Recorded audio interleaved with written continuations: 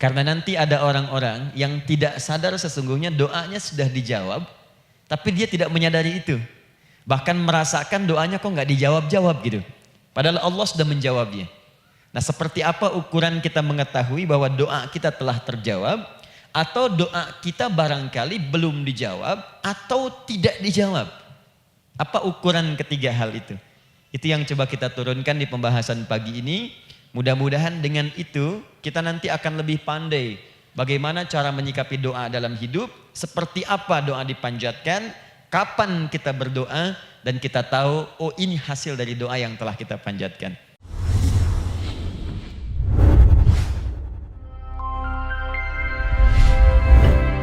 Alhamdulillahi Rabbil Alamin alladhi amarana bid-du'a faqala wa qala rabbukum ud'uni astajib lakum fawa'adana bil ijabati faqala wa idza sa'alaka 'ibadi 'anni fa inni qarib ujibu da'watad da'i idza da'an wassalatu wassalamu ala rasulillahi alladhi وعدنا بالإجابة عندما ندعو إلى الله سبحانه وتعالى فقال من ضمن دعائه في أسماء الحسنى اقتداء من أصحابه صلى الله عليه وسلم أرأيت ماذا دعوت فقد دعوت بأسمائه الأعظم إذا دعي بها أجاب وإذا سئل بها أعطى اللهم صل وسلم وبارك على رسولك الكريم النبي الأمين وعلى آله وصحبه وأمته إلى يوم الدين أما بعد فيا عباد الله أوصي نفسي وإياكم بتقوى الله فقد فاز المتقون فلا تموتن إلا وأنتم مسلمون. Saudariku sekalian, para ibu baik yang di dalam ruang masjid ataupun yang di luar masjid, di sekitaran Masjid Trans Studio, saya ingin mengajak pada seluruhnya tanpa kecuali, mari kita senantiasa bersyukur pada Allah Subhanahu wa taala atas nikmat yang telah kita dapati sampai dengan pagi hari ini. Syukur itu selalu menambah ketenangan di dalam jiwa. Syukur itu bisa mengentaskan sebagian persoalan hidup yang kita rasakan. Syukur itu bisa menambah kekuatan dari perasaan lemah yang kita rasakan. Dan syukur itu puncaknya bisa mengantarkan ke dalam surga terbaik yang dijanjikan, hingga Allah menyebutkan kemudian dalam Al-Quran, wa qalilun min ibadiyas syakur, sedikit sekali di antara hamba-hambaku itu yang bisa menjadi orang yang pandai bersyukur kepada Allah Subhanahu wa taala. Mudah-mudahan hidupan kita sampai hari ini seluruhnya diterima oleh Allah Subhanahu wa taala sebagai amal saleh, dan semoga yang belum mendapatkan hidayah untuk berislam sampai dengan pagi hari ini dihunjamkan hidayah kepada dalam jiwanya oleh Allah Subhanahu wa taala agar bisa berislam sebelum wafat menghadap Allah Subhanahu wa taala. Baik, hari ini kita akan belajar. Saya akan cepat masuk kepada pembahasan karena waktu kita cukup singkat, tentang orang-orang yang dikabulkan doanya yang tersebut dalam Al-Quran khususnya dan sunnah-sunnah Rasulullah sallallahu alaihi wasallam. Kita akan bagi pembahasan kita ke dalam 3 bagian. Pertama, kenapa kita mesti berdoa? Di poin pertama. Kenapa kita mesti berdoa? Yang kedua, bagaimana cara berdoa yang baik, yang cepat dikabulkan oleh Allah Subhanahu wa taala? Yang pertama, mengapa kita mesti berdoa? Esensi doa itu apa, kan? Yang kedua, bagaimana cara berdoa yang sekiranya cepat dikabulkan oleh Allah Subhanahu wa taala. Dan yang ketiga, kita akan melihat ukuran pengabulan doa. Seperti apa doa itu dikabulkan. Karena nanti ada orang-orang yang tidak sadar sesungguhnya doanya sudah dijawab, tapi dia tidak menyadari itu. Bahkan merasakan doanya kok nggak dijawab-jawab gitu. Padahal Allah sudah menjawabnya. Nah, seperti apa ukuran kita mengetahui bahwa doa kita telah terjawab, atau doa kita barangkali belum dijawab, atau tidak dijawab? Apa ukuran ketiga hal itu? Itu yang coba kita turunkan di pembahasan pagi ini. Mudah-mudahan dengan itu kita nanti akan lebih pandai bagaimana cara menyikapi doa dalam hidup, seperti apa doa dipanjatkan, kapan kita berdoa, dan kita tahu oh ini hasil dari doa yang telah kita panjatkan. Sepakat sampai di sini? Baik ya, tinggal sepakat saja ya. Kan biasanya yang nerangkan saya, nulis saya, ngapus saya sampai selesai pula. Baik, ayo kita mulai. Bismillah. Mengapa kita mesti berdoa? Kita buka dulu ibu sekalian. Ya, yang di ruangan ini ataupun yang di bawah, semuanya insya Allah memiliki kemuliaan yang sama di hadapan Allah Subhanahu wa taala sesuai dengan keikhlasannya. Ya, sesuai dengan keikhlasannya. Karena hadisnya umum sifatnya. Man salaka tariqan yaltamisu fihi ilma sahhalallahu lahu tariqan ilal jannah. Siapa yang menyiapkan dirinya menempuh perjalanan dan dia meniatkan ingin belajar pengetahuan agama walaupun sedikit, maka dia akan dapat balasan dari Allah, minimal setiap langkahnya akan dicatat meringankan langkah dia ke surga nantinya. Ya. Dan di situ tidak disebutkan khusus bagi yang di dalam ruangan masjid. Lantai 2 lagi misalnya. Tidak. Ya, jadi yang di sekitaran, yang di depan semua berdasarkan niatnya, ya. Berdasarkan niat dan kuantitas amalannya. Di kuantitas itu tambah. Mungkin Ustadz belum datang, ibu ada yang berzikir, ada yang baca Al-Qur'an, ada yang istighfar, itu yang nambah pahala. Ya. Kalau yang pasang status, pasang kamera, ya itu saya nggak tahu.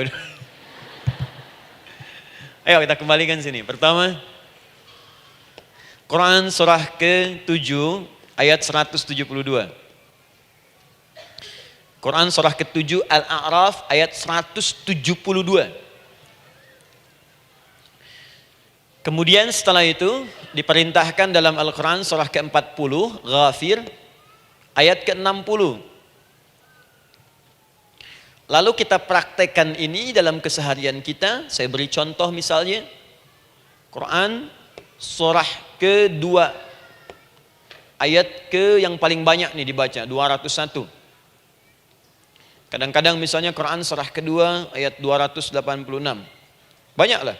Quran surah ke-7 ayat 23 misalnya dan seterusnya. Ini bagian pertama.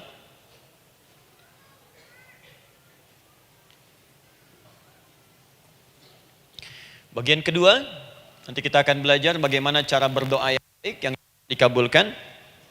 Kita ambil satu Quran kedua ayat 186. Kemudian yang kedua kita ambil contoh Quran surah ke-17 ayat 110. Kemudian yang ketiga kita ambil contoh yang paling dahsyat di Al-Quran surah ketiga ayat 38 sampai 39. Ada yang belum berdoa sudah dikabulkan.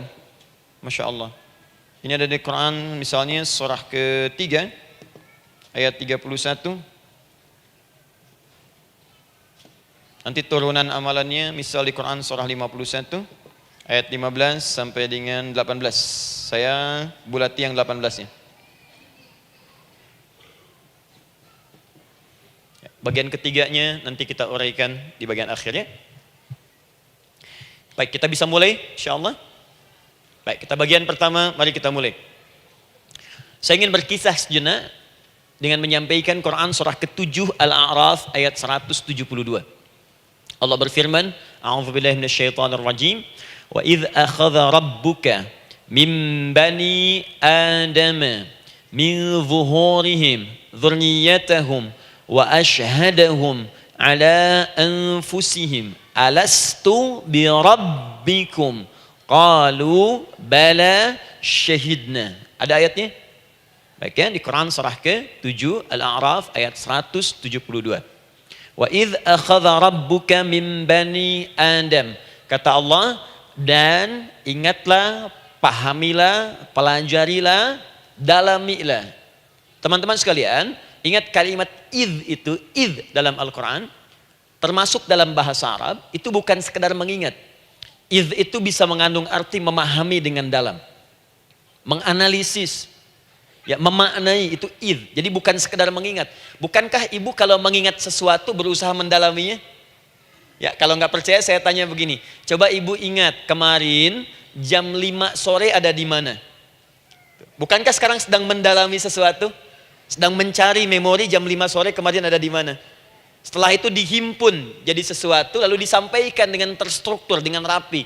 Oh, kemarin saya ada di sini, di sini, di sini, mengerjakan ini. Itu idz dalam bahasa Arab. Kalau di Al-Quran ada kalimat idz. Itu berarti bukan sekedar kita diminta mengingat, tapi juga merenung, mendalami, memahami dengan dalam. Paham insyaallah? Baik, sekarang perhatikan. Nanti kalau ibu baca Al-Quran, maksud saya, ibu bisa menerjemahkan sendiri dan memahami dengan baik. Ya, misal kalimat idz pertama dalam Al-Quran misal ditemukan di Quran surah kedua ayat 30. Wa idz qala rabbuka lil malaikati inni ja'ilun fil ardi khalifah. Idz akan ditemukan. Nah, sekarang ayat tentang korelasinya dengan doa, kita buka Quran surah ke-7 tadi ayat 172. Wa idz akhadha rabbuk, dan pahami ya kata Allah, renungkan ya, maknai dengan dalam ketika Allah menyampaikan, membuat komitmen dengan semua anak cucu Adam tanpa kecuali. Semuanya. Ingat kalau ditemukan kalimat Bani Adam. Bani Adam disebutkan 7 kali dalam Al-Quran. Ya. Berapa kali? 7 kali. Kalimat Bani Adam. Bani Adam. Ini menunjuk pada semua keturunan anak cucu Adam sampai selesai kehidupan. Ya, dari Nabi Adam alaihissalam, kemudian pasangannya Sayyidah Hawa alaihissalam, kemudian keduanya mulai berumah tangga, melahirkan keturunan, diabadikan di Al-Quran surah keempat, ya, surah Ibu, ayat yang pertama. Ya ayyuhan nasu taqu rabbakumul ladzi khalaqakum min nafsin wahidah wa khalaqa minha zawjaha. Di situ kemudian ada Adam, zaujaha Hawa, ya. Wa batha minhuma rijalan katsiran wa nisaa. Dari situ turun keturunan laki-laki perempuan, laki-laki perempuan. Nanti menyebar, Bu, ya, menyebar. Ada yang ke Chicago, ada yang di Chicago, ada yang di Singaparna, ada yang di Singapura. Semua nyebar. Ya, di Sunda, dari Jawa sampai ke Sumatera, sampai Indonesia, sampai Nusantara, sampai Asia, Eropa, sedunia. Nanti penyebarannya disebutkan di Quran surah ke-49 ayat ke-13. Ya ayyuhan nasu inna khalaqnakum min dzakarin wa untha. Hai manusia, semua saya ciptakan ada 2 jenis. Kalau bukan laki-laki itu pasti perempuan. Jadi tidak ada yang ketiga. Ingat ya? Kalau bukan laki-laki siapa? Perempuan. Jadi tidak ada misalnya, maaf, laki-laki yang keperempuan-perempuanan, yang gerakannya melambai, ya, kata-katanya terlampau lembut misal, dan tidak ada pula perempuan yang perkasa, ya, terlampau kuat misalnya, melampaui batas-batas standarnya. Jadi kalau bukan laki-laki pasti perempuan. 2 saja. Jadi kalau misalnya masih ada yang bingung, tentukan dirinya, ya, dan lihat fitrahnya. Lihat fitrahnya. Baik, kemudian waja'alnakum syu'uban wa qabaila. Kami tempatkan kalian mungkin beda-beda tempat. Syu'ub, beda tempat. Ya, ada yang misalnya RT, RW, kecamatan, beda kampung, beda negara, sampai seluruh dunia. Wa qabail, satu tempat itu sukunya bisa beda. Coba Ibu lihat misalnya, ya, di daerah Sumatera saja ada berapa suku? Di Sunda paling banyak suku, gitu ya? Banyak sekali. Jadi bisa lain-lain, bisa beda-beda. Nah, lita'arafu, semua saling mengenal, silakan. Nah, ketika semua tadi ditempatkan di semua pelosok dunia, baik laki-laki, perempuan, dari anak keturunan Adam, itu semua anak keturunan Adamnya disebut dengan satu nama saja dalam Al-Quran, yaitu Bani Adam. Jadi kalau kita mau cari keturunan kita, sampai ke asal mula kita, dari kita sekarang, itu semua akan tersambung kepada Adam alaihissalam. Puncaknya akan ke sini. Ya. Dan tidak akan nyasar kemana-mana, Bu. Ya, ada sebagian manusia nasabnya tidak ingin ke Adam, inginnya bergeser, sehingga mengatakan manusia berasal dari monyet katanya. Ya. Ada yang berkata begitu. Ibu sampaikan saja kalau bapak dari monyet, silahkan saja, jangan ngajak-ngajak saya, gitu ya. Nah, jadi semua manusia itu pasti akan kembali ke sini, ya, ke Adam alaihissalam. Karena itu saya pernah sampaikan termasuk di sini di hadapan ibu semua, masih ingat? Mukjizat pertama Rasulullah sallallahu alaihi wasallam saat lahir ke muka bumi. Ingat, Nabi itu sebelum dilantik menjadi Rasul dalam usia 40 tahun, turun surah Al-Alaq, itu diberikan oleh Allah keistimewaan tanda-tanda kenabian. Apa di antara tandanya? Allah perjelas nasab keturunannya sampai Nabi Adam, padahal lahirnya itu ayahnya sudah wafat. Di lahir beliau ayahnya wafat tapi nasabnya diperjelas sampai Nabi Adam. Sehingga jelas, orang tidak bisa menyoal. Ini orang nggak jelas nih, ya. Kan suka ada begitu, Bu, ya. Tiba-tiba datang menerangkan sesuatu, siapa itu? Itu nggak jelas. Bahkan sekarang sering muncul statement, siapa sih ustadz itu? Itu ustadz nggak jelas. Ya. Nabi nggak bisa disoal karena semuanya jelas. Nasabnya jelas, keturunannya jelas, kemuliaannya jelas, ilmunya jelas. Jadi kalau orang mau menyoal nggak punya peluang. Siapa kamu Muhammad? Saya jelas keturunannya. Muhammad SAW bin Abdullah, bin Abdul Muttalib, bin Hashim, bin Abdul Manaf, bin Qusay, bin Murrah, bin Kilab, bin Ka'ab, bin Ghalib, bin Fihir, bin Malik, bin Nadar, bin Kinana, bin Khuzaimah, bin Mudrika, bin Ilyas, bin Nizar, bin Mudar, bin Ma'ad, bin Adnan, bin Addi, bin Adri, bin Muqawwam, bin Nagur, bin Tarih, bin Ya'rub, bin Yasjub, bin Nabit, bin Ismail AS, bin Ibrahim AS, bin Azar atau bin Nakhur, bin Abir, bin Kinan, bin Arfakhshad, bin Sam, bin Nuh AS, bin Mikhlail, Matushala, bin Kinan, bin Anwas, bin bin Adam alaihissalam. Coba ulangi. Jelas. Jelas. Jadi orang nggak bisa nyoal, itu mukjizat, ya. Keistimewaan pertama sebelum Allah kemudian angkat menjadi nabi dan rasul di usia 40 tahun. Jadi kalau ibu ditanya, kamu jelas enggak? Jelas. Apa binnya? Bin Bani Adam. Itu bocoran dari Al-Quran. Ya, kalau ditanya keturunan siapa kamu? Adam. Tahu dari mana? Allah yang nyampaikan langsung. Apa kata Allah? Bani Adam. Jelas, ya? Baik. Jadi ini kembali kepada Adam alaihissalam. Nah, semua anak cucu Adam yang saya garis bawahi, sejak mulai terlahir itu sudah ada komitmen dari Allah dengan anak cucu Adam ini sebelum terlahir ke dunia. Sejak dalam kandungan. Jadi kalau ibu belajar hadis, misal, dulu saya pernah amanahkan kalau ibu mau belajar dasar-dasar, cari kitabnya Imam An-Nawawi yang Al-Arba'in An-Nawawiyah, 42 hadis. Hadis keempat, ya, paling kiri sebelah atas di kitabnya. Dari Abdullah bin Mas'ud radhiyallahu taala anhu, ya. Qala Nabi sallallahu alaihi wasallam bahwa shadiqul masduq. Nabi SAW pernah menyampaikan sedangkan beliau orang benar dan dibenarkan. Kapan perjanjian ini dibuat? Dalam usia kandungan 4 bulan. Dalam kandungan. Inna ahadakum yujma'u fi batni ummihi. Setiap kalian yang akan terlahir dari anak cucu Adam, kecuali Adam, Bu, ya. Ingat, kecuali Adam, kecuali Hawa, karena ini asal mula manusia keduanya. Tapi keturunan Adam dan Hawa akan mengalami proses yang sama. Dikandung dulu ibundanya, kemudian terlahir. Adam tidak dikandung, ingat, Adam tidak ada bapak, Adam tidak ada ibu. Langsung diciptakan wujudnya oleh Allah Subhanahu wa taala dari bahan dasar yang sama dengan manusia. Ya, karena itu saya pernah ditanya, pernah berdialog, ya.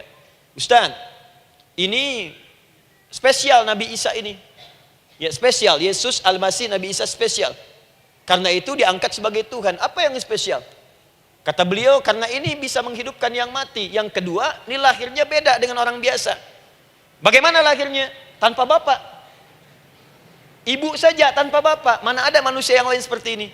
Saya bilang Adam lebih spesial lagi. Lahir tanpa ibu, tanpa bapak. Kenapa nggak jadi Tuhan? Tapi kan Adam nggak bisa menghidupkan yang mati. Dengan izin Allah, maaf, Nabi Ibrahim lebih canggih lagi. Buka Quran surah kedua, ayat 260. Paling kiri sebelah atas. Wa idh qala Ibrahim Rabbi arini kaifa tuhyil mauta. Qala awalam tu'min. Qala bala walakin inna qalbi. Ketika Ibrahim bermohon kepada Rabbnya, ya Allah, tolong tunjukkan kepadaku bagaimana cara menghidupkan yang mati. Kata Allah, kamu masih nggak yakin? Kata Ibrahim, saya yakin-yakinnya. Cuma supaya hati saya tenang, buktikan kepada yang lain tentang kuasamu.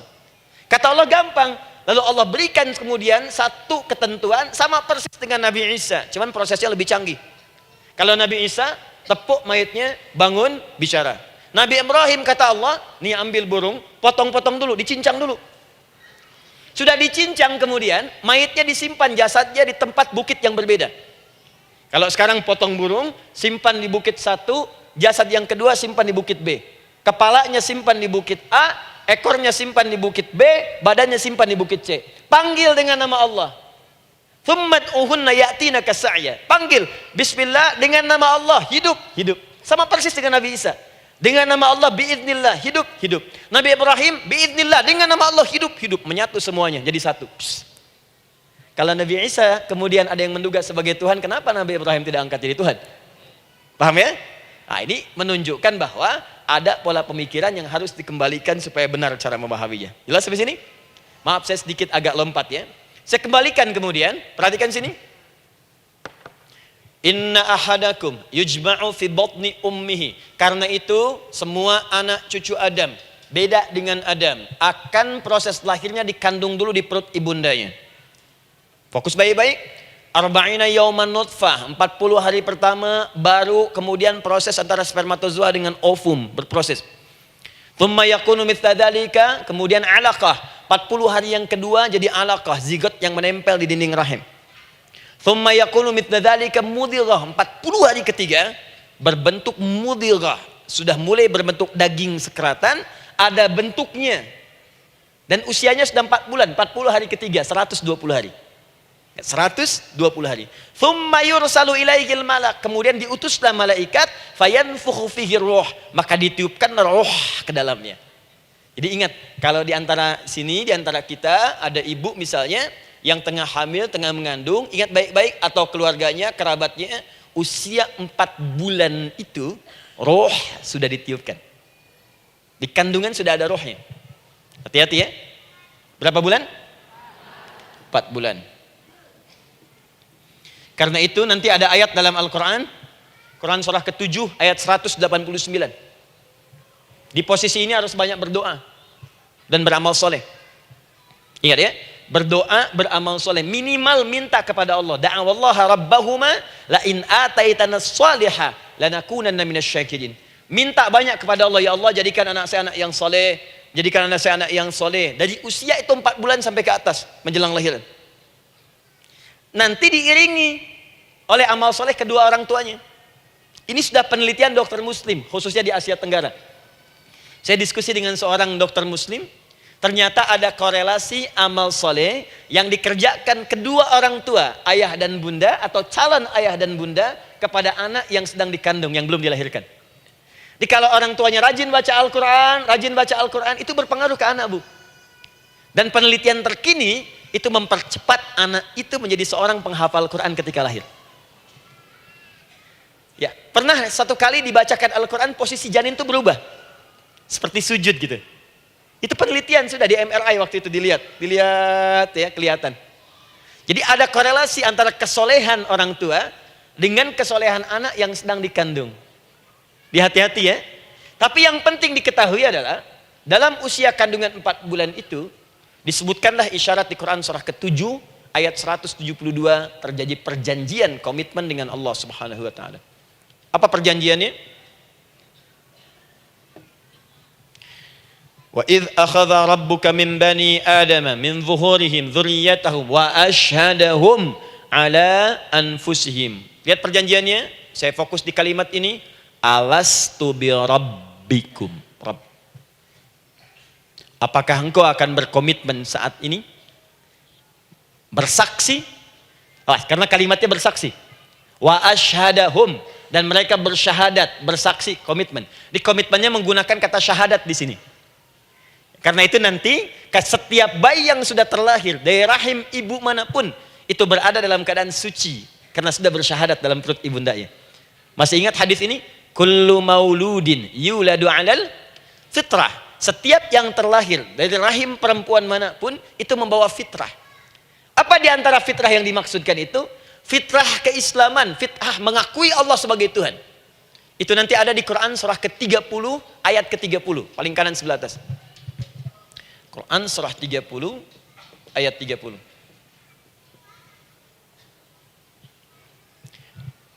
Fa'aqim wajhaka lid-dini hanifa. Hei setiap manusia, fa'aqim wajhaka, hadapkan, pasrahkan, arahkan dirimu sepenuhnya. Lid-dini, pada ketentuan ad-din, hanifa, dengan lurus. Di setiap manusia itu punya fitrah untuk beragama. Punya kecenderungan untuk mencari Tuhan. Silakan ibu cek, manusia manapun yang pernah hidup, itu pasti akan mencari Tuhan. Silakan. Karena itu Allah beri jalan, begini cara mencarinya. Fitratallahi allati fataran nasa 'alaiha, itulah fitrah manusia yang telah Allah berikan pada dirinya bahkan sebelum dia terlahir. Di antara fitrah manusia ada kecenderungan untuk mencari Tuhan. Ada kecenderungan untuk mendekat kepada Allah. Bahasa Qur'annya din lidini hanifa. Apa itu din? Itulah Islam. Quran surah ketiga ayat 19. Inna dina indallahil Islam. Karena itu silakan cek, semua orang itu pasti akan mencari Tuhan. Setiap manusia. Ada yang melihat kayaknya ada di hewan, kayaknya ada di pohon, kayaknya ada di alam, kayaknya ada di patung, kayaknya ada di... Mencari dia. Terus Allah beri jalan. Kalau kamu ingin mencari yang benar, din yang dimaksud Islam, diberikanlah tuntunan dalam Islam. Jelas sampai sini? Baik. Karena itulah kemudian setiap bayi yang terlahir itu disebut oleh Nabi dia suci, dia bersih karena telah membawa risalah Islam dalam dirinya. Hanya sayang nanti fa'abawahu yuhawidanihi au yunassaranihi au yumajjisanihi. Lingkungan nanti akan merubah dia keluar dari fitrahnya. Bisa dipengaruhi, tiba-tiba berubah misalnya keyakinan. Bisa karena kejadian tertentu dia jauh dari Allah Subhanahu wa taala. Dia muslim, cuman karena kondisi tertentu, pekerjaan menjauhkan dia dari Allah, lupa sholat. Telenovela menjauhkan dia dari Al-Quran. WhatsApp, Facebook, media sosial melupakan dia dari ibadah. Coba ibu, kalau online setiap hari berapa kali dengan media sosial? Ganti status. Online dengan Allah berapa kali dalam sehari? Coba hitung. Online dengan Allah yang paling maksimal kan sholat fardu 5 kali. Kalau 1 kali 5 menit kali 5 cuma 25 menit. 25 menit online dengan Allah. Berapa menit online dengan media sosial yang tidak nyata? Dan cita-cita masuk surga. Ayo sini. Nah, saya belum selesai. Jadi yang pertama, dalam perjanjian 4 bulan ini, pertama ada komitmen bersyahadat menuhankan Allah. Tapi yang kedua, ini yang dahsyat. Perhatikan kalimatnya, fokus. Saat Allah memperkenalkan dirinya, dalam kandungan kita, usia 4 bulan itu, dengan nama apa Allah memperkenalkan dirinya? Coba lihat ayatnya. Alastu bi rabbikum, dengan nama Rabb. Wa idh akhadha rabbuka min bani Adama dzurriyyatahum. Awas, wa ashhadahum ala anfusihim. Alastu bi rabbikum, dengan nama Rabb. Nah, ibu sekalian, kata Rabb ini itu berasal dari kata ar-rububiyah. Ar-rububiyah yang berarti sifat merawat, memberikan semua kebutuhan. Saya ulang ya. Merawat, memberikan semua kebutuhan. Sudah? Menyayangi, memaafkan, mengasihi, mengampuni. Masya Allah. Merawat, memenuhi sebuah kebutuhan, menyayangi, memaafkan, mengampuni. Jadi semua hal yang terkait dengan perhatian ada pada kalimat Rabb. Sifatnya disebut dengan rububiyah. Zat yang memperhatikannya disebut dengan Rabb, namanya Rabbun. Baik. Pelan-pelan. Nah, seakan-akan Allah ingin berkata begini, hei, engkau buat perjanjian dengan saya sekarang. Engkau bersaksi, saya sebagai Tuhan, siap bersaksi, menuhankan saya. Nanti ketika kamu lahir, apapun yang kamu butuhkan dalam kehidupan, aku akan berikan. Kamu akan saya rawat, kalau sakit, kamu saya sembuhkan. Minta sesuatu yang kamu butuhkan, saya akan berikan. Kamu butuh sesuatu, saya akan hadir. Kamu salah minta maaf, saya maafkan. Kamu dosa minta ampun istighfar, saya ampuni. Kamu ingin sesuatu yang lebih baik, saya berikan. Pokoknya semua yang kamu inginkan selama engkau butuhkan itu baik, aku berikan. Kira-kira, maaf Bu ya, maaf sekali. Kalau ada yang nawarkan pada ibu, mau nggak ikut saya? Nanti sebuah kebutuhannya saya berikan. Kalau sakit saya berikan jaminan kesembuhannya. Kalau butuh sesuatu saya berikan. Kalau ingin ini itu selama butuh saya sampaikan. Kira-kira ibu nolak atau ikut? Baik. Ikutnya mikir dulu atau tidak? Tidak. Jangankan yang tinggi-tinggi Bu ya, suami aja nawarkan, "Mah, mau nggak ikut papa? Papa nanti kasih handphone S10. Sama gelang nggak Pak? Ikut ya. Dan tanpa pikir. Dalam bahasa Arab, sesuatu yang disetujui tanpa difikirkan lagi, itu disebut bala namanya. Bala, sekali saja. Sekali, ya, tidak dua kali. Tidak ditambah, tidak dikurangi. Ingat, kalau Allah sudah sampaikan kalimat, jangan tambah, jangan kurangi. Ya. Bala, tidak ditambah nga, tidak disebutkan dua kali. Bala.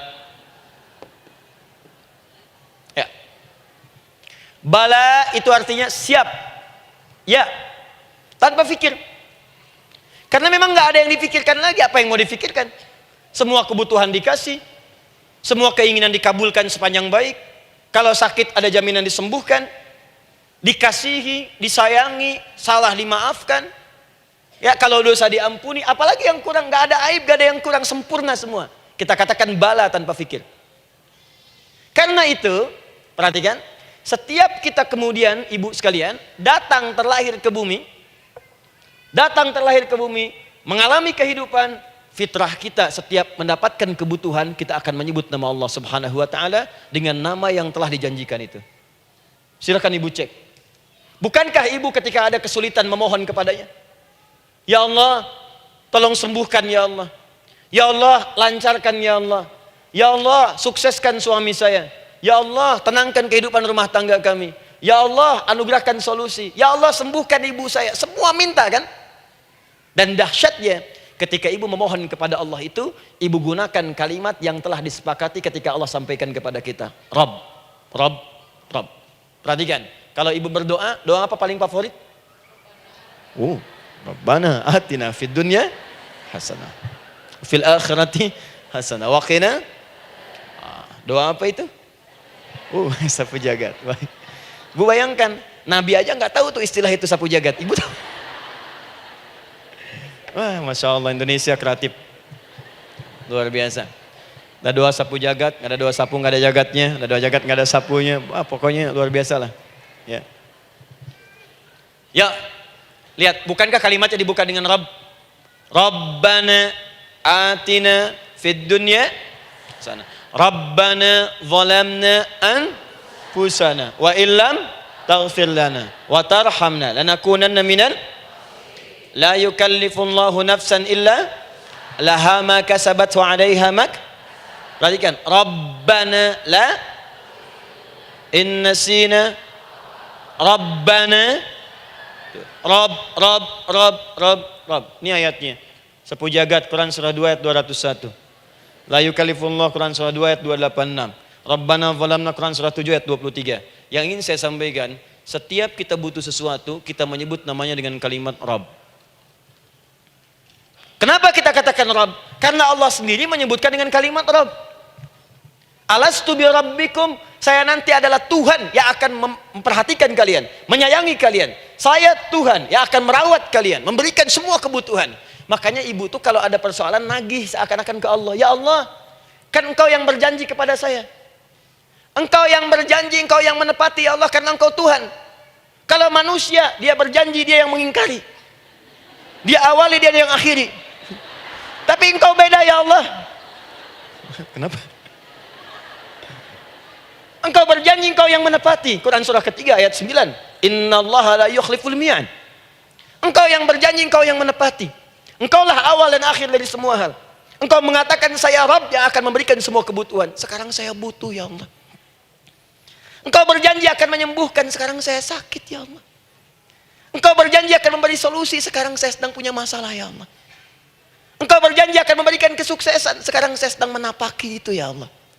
Makanya ibu sebutkan kalimat Rabb, Rabb, Rabb, Rabb. Jadi sesungguhnya doa itu adalah fitrah dari setiap manusia. Karena mulai dibangun komitmen sebelum dia dilahirkan ke muka bumi. Jadi kalau kita bicara tentang doa, doa itu fitrah kehidupan bagi setiap manusia. Hidup. sekaligus penanda komitmen yang membedakan antara Khalik dengan makhluk, hamba dengan Allah, manusia dengan Tuhan. Kan Allah katakan, saya Rabb ya, saya yang ngasih, saya yang Tuhan. Berarti kita yang makhluk kan? Kita yang butuh kan? Allah yang memberi, kita yang butuh. Untuk membedakan mana yang butuh, mana yang ngasih, maka pembedanya adalah doa. Jadi kalau ada manusia yang nggak pernah doa selama hidup, itu tandanya ada yang salah dengan kehidupannya. Karena seakan-akan dia nggak butuh Tuhan. Sebab perbedaan manusia dengan Tuhan itu sebelum lahir, salah satunya ditunjukkan dengan sifat butuh kita kepada Allah. Makanya sekaya-kayanya orang itu pasti berdoa. Manusia paling kaya di muka bumi pun kalau besoknya mau ada pekerjaan atau proyek, dia berdoa dulu tuh. Ya Tuhan, tolong lancarkan proyek ini. Butuh.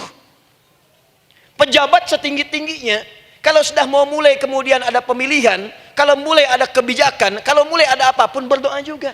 Itu tandanya butuh. Butuh. Di setiap manusia itu pasti butuh dengan Allah. Karena itu kalau ada manusia yang nggak pernah berdoa selama hidupnya, itu langsung mendapatkan kecaman dari Allah dan dijamin akan masuk neraka yang paling dalam. Karena seakan-akan dia sudah nggak butuh dengan Allah. Saya ulang ya, saya ulang. Doa itu fitrah hidup manusia yang sekaligus menunjukkan statusnya sebagai hamba. Jadi kalau ibu update status di media sosial, mulai sekarang tuliskan hamba. Hamba. Sudah. Mau sifatnya apapun tetap hamba. Ya, mau pejabat, mau orang kaya, mau cukup, mau macam-macam, mau ustadz, mau syekh, mau habib, tetap ujungnya hamba. Dan butuh penghambaan itu diwujudkan dalam bentuk doa. Muncullah Quran surah ke-40 ayat ke-60. Wa qala rabbukum, Rabb, selalu Rabb. Wa qala rabbukum ud'uni astajib lakum. Innal ladzina yastakbiruna an ibadati, awas, sayadkhuluna jahannama dakhirin. Allahu akbar. Dan Rabbmu berfirman, mengingatkan kembali kepada kalian semua, hei hamba-hambanya. Kalau ada kebutuhan, kalau ada masalah, kalau ada permintaan, kata Allah, ayo doa sama saya. Minta. Kan kita sudah bikin perjanjian.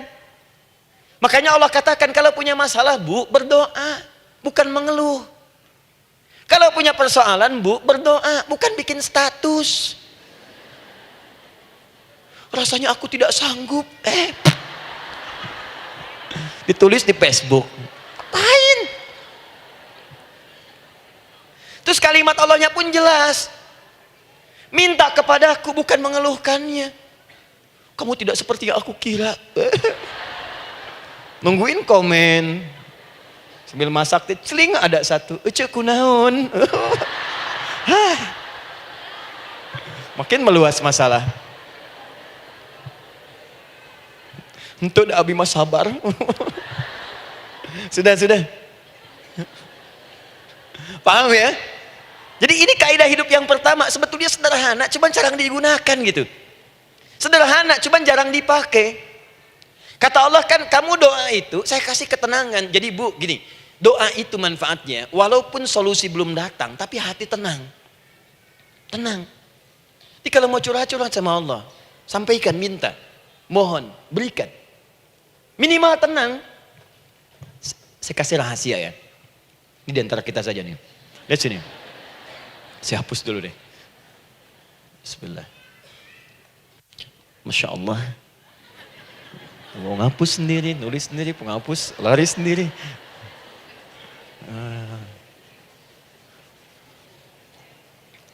Bismillah. Oh ini ada dua ya. Sini. Baik. Buka Quran surat 7 ayat 205. Quran surat 7 ayat 205. Doa itu disebut zikir di ayat itu. Jadi kalau ibu sedang berdoa, itu sedang berzikir. Wadhkur rabbaka fi nafsika tadarruan wa khifatan wa dunal jahri minal qaul. Ada ayatnya? Oke. Pakai Rabb lagi kan? Wadhkur rabbaka. Kalau engkau punya masalah, kata Allah, sekecil apapun. Di rumah tangga kah, Di kantor kah, kehidupan sosial kah? Kata Allah, ayat sebut, minta kepada Allah. Berdoa. Doa disebut dengan zikir. Zikir itu semua kegiatan yang membuat kita ingat Allah. Zikir. Baca Quran, zikir. Dalilnya Quran surah ke-15 ayat 9. Inna nahnu nazzalna dzikra. Kami turunkan Al-Quran sebagai zikir. Menghafal Quran, zikir. Quran surah 54 ayat 17, ayat 22, ayat 32, ayat 40. Walaqad yassarnal Qur'ana lidzikri. Kami akan mudahkan Al-Quran untuk diingat, dihafalkan. Zikir, sebagai zikir kepada Allah. Ibu selepas sholat, baca subhanallah, alhamdulillah, Allahu Akbar, zikir. Quran surah keempat, ayat 103. فَإِذَا قَضَيْتُمُ الصَّلَاةَ فَاذْكُرُوا اللَّهَ. Maka jika anda telah tuntas mengerjakan sholat, segera berzikir kepada Allah. Sholat sendiri, zikir. Quran surah ke-20, ayat ke-14. Innani anallahu la ilaha illa ana fa'budni wa aqimis salata li dzikri. Saya Allah, kata Allah. Tidak ada Tuhan selain saya. Sembah saya. Bagaimana menyembah Allah? Tunaikan salat sebagai zikir kepada Allah. Zikir. Di zikir semua amalan yang mendekatkan kita dengan Allah. Doa itu satu dari bagian zikir. Tapi tahukah ibu fungsi zikir yang paling utama itu apa? Quran surah 13 ayat ke-28. Ala bidzikrillahi tatmainnul qulub. Yakinkan pada dirimu, kalau zikirmu benar kepada Allah, maka dia akan berdampak kepada hati menjadi lebih tenang. Zikir itu manfaat pertamanya membuat hati tenang, Bu. Tadi saya contohkan. Baca Al-Quran zikir kan?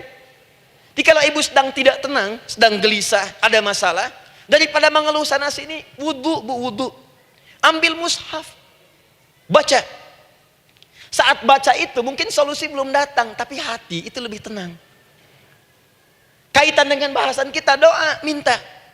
Doa. Jadi kalau orang punya masalah itu kalau berdoa, walaupun solusinya belum datang, walaupun kemudian jawabannya belum tiba, minimal hati ibu itu tenang. Ini dia. Kan surah 13 ayat 28. Rumus ini pakai. Gunakan dalam hidup. Karena yang tahu kehidupan kita itu Allah yang menciptakan kita. Yang tahu pesawat, yang bikin pesawat. Yang tahu handphone, yang bikin handphone. Yang tahu mikrofon, yang bikin mic-nya. Yang tahu kita, yang menciptakan kita. Ikutilah petunjuk Allah yang menciptakan kita, maka akan langsung terasa manfaatnya. Ibu tidak percaya, silahkan lakukan. Rasakan bedanya, bedakan rasanya, dan pasti akan terasa bedanya. Akan lain. Tuh. Doa. Tapi ingat yang paling penting kata Allah, doa itu bukan sekedar penting permohonannya, tapi menunjukkan status kita sebagai hamba di hadapan Allah Subhanahu wa taala. Jadi kalau ada orang selama hidup tidak pernah berdoa, artinya dia mengingkari status dia sebagai hamba di hadapan Allah Subhanahu wa taala. Mau menyejajarkan diri dengan Tuhan. Kan yang tidak pernah meminta itu Tuhan. Allah yang memberikan. Kalau manusia beda pasti minta. Artinya kalau ada manusia nggak pernah minta, seakan-akan bahasa halusnya, kamu ini ngaku jadi Tuhan. Saya tempatkan kau di neraka jahanam yang paling bawah. Jahanam itu, Bu, belum masuk saja sudah terasa. Terasa. Buka ibu Quran surah misalnya ke-40 Ghafir tuh. Ya, ayat 45 sampai dengan 47-nya. Sebelumnya lagi lihat Quran surah ke-8 ayat ke-50. Itu penghuni neraka, Bu, yang bukan jahanam saja. Penghuni neraka itu kalau mau meninggal itu dipukulin dulu malaikat. Depan belakangnya. Ayo, kamu keluar. Lama amat keluarnya rohnya katanya. Takut karena nggak punya bekal. Kan maaf ya, kaidah mengatakan orang nggak punya bekal itu takut pulang, apalagi orang merasa salah. Anak ibu berbuat kesalahan, mau pulang takut kan? Takut. Jadi kalau ada anak takut pulang, salah dia. Salah. Kemana anak nggak pulang-pulang? Pasti ada yang salah karena nggak berani pulang. Jangankan salah, nggak punya bekal saja, malu pulang. Lihat ibu waktu Ramadan usai, mau mudik, Idul Fitri. Kan pada mudik kan? Kenapa mau mudik dan senang mudik? Karena punya bekal, Bu. Dikumpul-kumpulkan tuh selama 11 bulan. Untuk 1 bulan saja. Itu pun paling berapa hari. Kumpulin. Terus telepon keluarga, insya Allah aku pulang hari ini. Wah, senang semuanya. Padahal mudiknya cuma pakai motor, Bu. Motornya bebek, bekalnya singa. Serius saya, motor bebek bekal singa, ada kardus belakangnya. Tulisin, terus tambah pelepah pisang buat begini. Belakangnya ditulisin, aku pulang sayang. Jalan, mudik. Terus yang di rumah kan senang nerimanya. Kenapa? Karena ada yang pulang dan bawa bekal. Saya pernah tanya pada seseorang, kenapa anda nggak mudik? Nggak ada bekal Ustadz, nggak ada bekal, malu pulang. Kebayang nggak saat pulang menghadap Allah nggak punya bekal? Malu pulang, apalagi punya banyak salah. Jadi nggak mau keluar rohnya. Malaikatnya geram, dipukulin sama malaikat. Pukul depannya, pukul depan. Kamu ini cepat keluar, cepat keluar, cepat keluar. Keluar, keluar, keluar, keluar, keluar. Malu pulang. Tapi kalau punya bekal enak. Dan yang nyambut langsung malaikat. Bahkan nanti ada satu amalan saat dikerjakan. Itu orang ini sudah masuk surga. Tapi semua malaikat di semua pintu surga yang 8 itu datang mengunjungi dia mengucapkan selamat. Itu ada di Quran surah 13 ayat 24.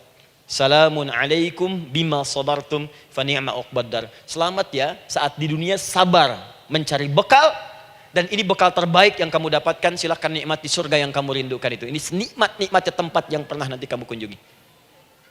Dan tinggal abadi di situ. Yang nyambut malaikat. Bayangkan semua malaikat, Bu. Semua malaikat dari pintu surga datang nyambut dia. Wah, Masya Allah, ada malaikat Jibril, Israfil, malaikat maut.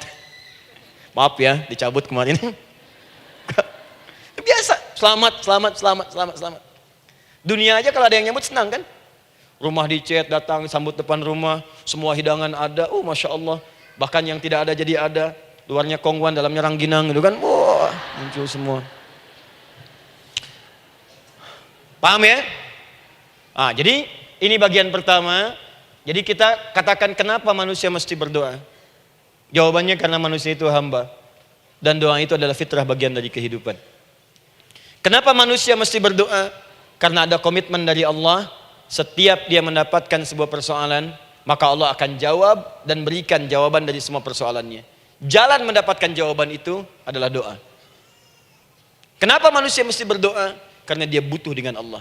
Dan puncaknya, kenapa dia mesti berdoa? Karena Allah ingin membahagiakan kehidupan dunianya sebelum sampai keabadiannya di akhirat. Jadi ketika kita berdoa, sebetulnya kebaikan untuk kita karena Allah ingin kita bahagia. Ingin mudah hidupnya. Jadi kalau ada orang nggak berdoa, sesungguhnya dia sedang menyulitkan diri sendiri dalam kehidupan dunianya sampai ke akhiratnya. Jelas sampai di sini? Masya Allah. Alhamdulillah. Baik, kalau sudah paham, saya hapus ini, kita masuk bagian yang kedua. Hapus lagi. Sab Muslimah edisi ke-15. 15 kali datang sendiri, ngulangin sendiri, nulis sendiri, ngapus sendiri. Masya Allah. Tinggal lihat, catat, masuk surga. Masya Allah. Alhamdulillah. Baik. Baik. Sudah? Alhamdulillah. Saya ingin setiap pembahasan kita dipahami ya. Saya tidak menyukai kalau datang melihat tapi nggak paham gitu. Ya, dengar tapi nggak paham.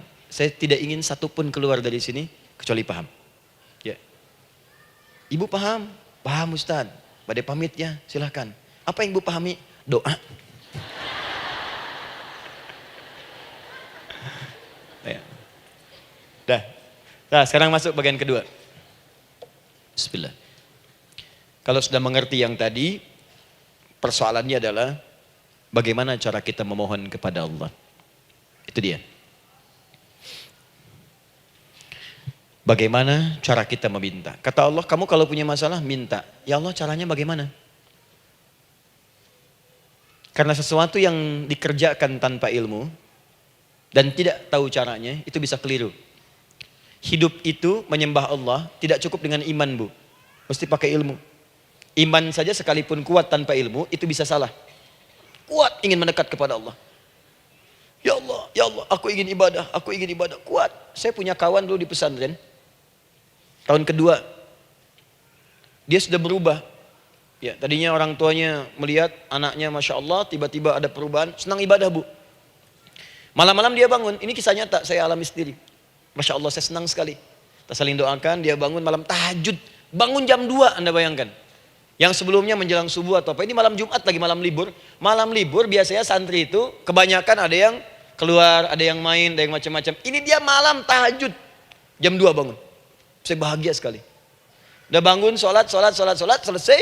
Cuman pas waktu mau subuh, kok saya lihat tidur. Saya bangunkan kan. Fulan, bangun. Oh iya, kata. Iya, oh mungkin nanti mau nyusul. Saya pikir istirahat dulu. Saya ke masjid lah. Udah ke masjid, dah selesai. Kita diskusi di masjid, selesai. Semua pulang saya jam 7. Saya lihat masih tidur juga. Barangkali dia sudah tadi sholat mungkin di kamar, nggak sempat ke masjid karena capek. Tapi saya lihat kok posisinya nggak berubah. Di situ juga. Akhirnya setengah jam saya tunggu, saya bangunkan. Bangun. Bangun. Kenapa Adi katanya? Saya kira antum belum sholat subuh ya? Adi gimana sih? Kan udah saya jama dengan tahajud tadi. Udah saya jama dengan tahajud. Jadi memang kekuatan imannya lagi tinggi, cuman ilmunya kosong. Ini yang bahaya. Besok-besok kalau orang kayak gini sholat subuh bisa 4 rakaat. Ya. Karena itu berdoa penting, cuma kita mesti tahu caranya. Yuk kita mulai bagian pertama. Quran surah kedua ayat 186. Paling kiri sebelah bawah. Sudah? Wa idza sa'alaka 'ibadi 'anni fa inni qarib. Fokus. Kata Allah, kalau hamba-hambaku Muhammad SAW bertanya kepadamu, minta petunjuk untuk mencari-cari aku. Tuh Bu, coba lihat. Ayat doa dibuka lagi dengan kalimat hamba. Untuk menegaskan status kita. Jadi kalau ditanya, kita siapa di hadapan Allah? Makanya nggak usah sombong. Jangan sombong, karena kita cuma hamba. Karena itu ketika Korun sombong, Korun tuh manusia terkaya yang pernah hidup di bumi. Hartanya Bu, ini saya kasih bocoran sedikit, kunci berangkasnya saja, kemana-mana itu suka dibawa, dipikul paling sedikitnya 8 bodyguard, cuman bawa kunci berangkas saja begini. Di Korun pengen ngasih tahu, kalau ada yang pengen nyuri di tempat saya silahkan aja, ini aja bodyguard saya ngangkat kuncinya susah. Korun. Jadi kalau Anda tidak sekaya Korun, jangan ikutan sombong, telat. Telat, gak ada kerjaan, sudah ada yang lebih kaya. Ya. Dan apa yang terjadi? Fakhosabna, kata Allah, kami telan. Likuifasi. Telan oleh bumi semua. Dengan kekayaannya semua habis. Jadi ketika ada seseorang yang lupa dengan statusnya sebagai hamba, maka Allah akan memberikan pelajaran kepadanya untuk taubat. Kalau nggak mau taubat juga, telan habis. Untuk menunjukkan kamu tuh bukan Tuhan, saya Tuhannya. Maka jangan ikutan sombong. Kalau ada yang baru punya Ferrari, Lamborghini, Lamborghini, ya, wow, bikin rame di jalan, cuman nggak update status, kasih tahu, maaf mas, telat. Itu gambaran hidup. Dan ingat, setiap dibuka dengan kalimat permohonan, itu kalimatnya hamba. Hambaku, hambaku, hambaku. Termasuk mau minta tobat, hamba. Quran surah 39 ayat 53. Qul ya ibadiyalladzina asrafu ala anfusihim, la taqnatu min rahmatillah. Katakan Muhammad pada hambaku yang merasa banyak dosa, pengen berdoa minta taubat. Kata Allah, hamba. Saya terima taubatnya, hamba. Ini ya. Ini pun adab yang pertama dari Al-Quran. Adab yang pertama, kalau kita ingin berdoa dan doa itu cepat ingin dikabulkan, maka berdoalah dengan cara menghamba di hadapan Allah Subhanahu wa ta'ala. Jangan merasa tinggi.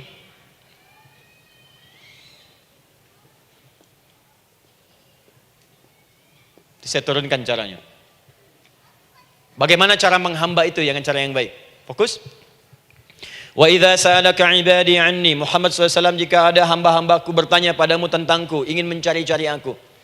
Masya Allah, ibu maaf ya, biasanya kan kalau orang mencari Allah, ingin mendekat kepada Allah, entah itu datang ke masjid, bangun malam, biasanya motifnya cuma 2.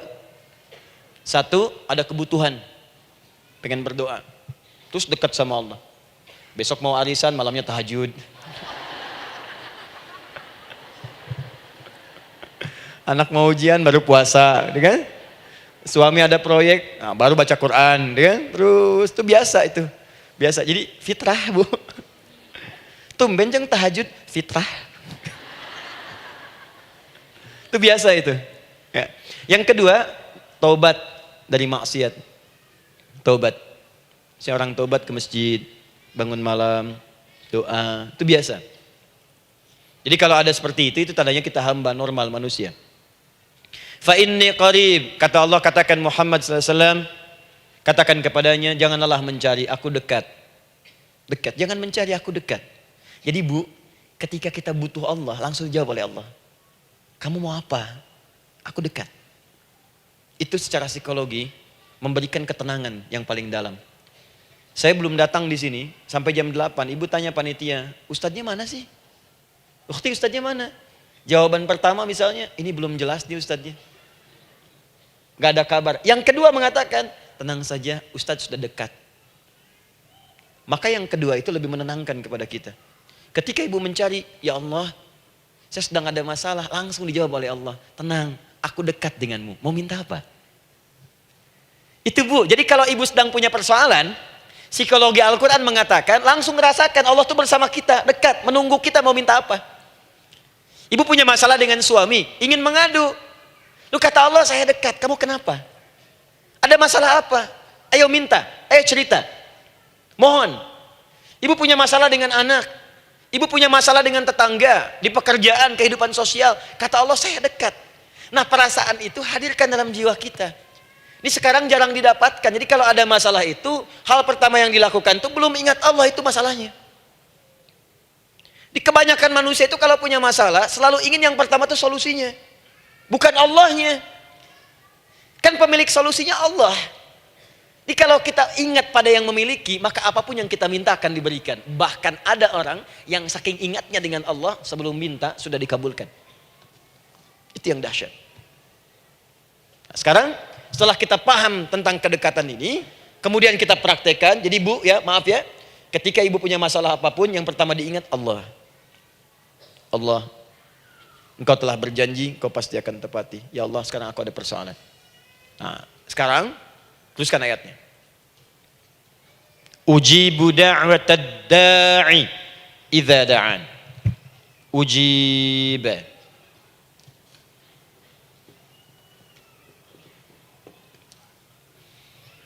Ujibu da'watad da'i idza da'an. Aku pasti akan menjawab, mengabulkan setiap doa hambaku jika dia bermohon kepadaku. Saya ingin ajarkan sedikit di gramatikal bahasa Arab. Ujib itu disebut dengan fi'il mudhari namanya. Saya kasih rumus cepat Bu ya. Insya Allah kalau ibu fokus dengan rumus ini, ibu nanti bisa memahami Al-Quran dengan baik. Saya kasih satu kalimat, hafalkan baik-baik. Ini gampang kok. Anita. Ya, Anita. Sudah? Anita. Baik. Hamzah, nun, ya, ta. Satukan Anita. Kalau di dalam kalimat ibu baca Al-Quran, di depannya ada huruf hamzah ini, atau nun, atau ya, atau ta, maka itu rumus mudhari namanya. Gak usah dihafalkan mudharinya, ya, gak usah dihafalkan sampai bikin misalnya satu ungkapan Anita istrinya Pak Mudhari, gak usah, gak ada kerjaan, ya, gak usah dihafal. Saya hanya ingin tunjukkan pemahaman. Kalau ada bentuk seperti ini punya 3 makna. Kalau dalam bahasa Inggris itu disebut present, ya, continuous, dan future. Present, continuous, and future. Sekarang, terus, sampai kapanpun. Sekarang, terus berlangsung, continuous, and future, sampai kapanpun di masa depan. Ini bentuknya disingkat dengan rumus ini, Anita. Di dalam konteks pengabulan doa, kata Allah, ketika saya akan kabulkan. Kalau kamu punya masalah, kamu berdoa, saya akan kabulkan. Nah, kalimat Allah saya akan kabulkan ini bentuknya menggunakan mudhari. Ada hamzah di depannya, ujib. Artinya apa? Kalau ibu sekarang berdoa, saya akan kabulkan, kata Allah. Terus kamu berdoa, saya akan jawab. Nanti pun punya masalah di masa depan, kamu berdoa, saya jawab juga. Jadi artinya tidak ada doa yang sia-sia. Semua doa, ingat, sepanjang kita butuhkan, pasti Allah berikan.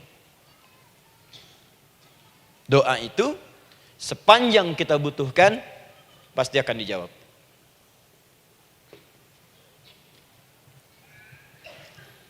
Nanti kapan dijawabnya, seperti apa jawabannya, nanti bagian ketiga. Kadang-kadang minta sekarang, dijawabnya nanti. Minta sekarang, dijawab sekarang. Ada yang mintanya A, dijawabnya B. Itu yang paling dahsyat. Ya. Jadi kalau saya tanya, kalau kita berdoa, dijawab tidak oleh Allah? Ya. Itu janji Allah. Setiap orang berdoa, pasti dijawab. Nah, hanya persoalannya, seperti apa doa yang cepat dijawab itu? Apakah semua doa langsung dijawab seketika? Akankah mendapat jaminan langsung dijawab? Ternyata kalimat dijawab ini diikat dengan syarat ketentuan berlaku. Apa di antara syarat dan ketentuannya ini? Teruskan ayatnya. Falyastajibuli. Syarat pertama. Kalau doamu ingin cepat aku jawab, falyastajibuli. Maka engkau pun harus cepat merespon setiap seruanku. Jawab seruanku dengan cepat. Doa ingin dijawab oleh Allah. Maka kata Allah, kamu pun harus menjawab setiap seruanku. Jawab seruan Allah.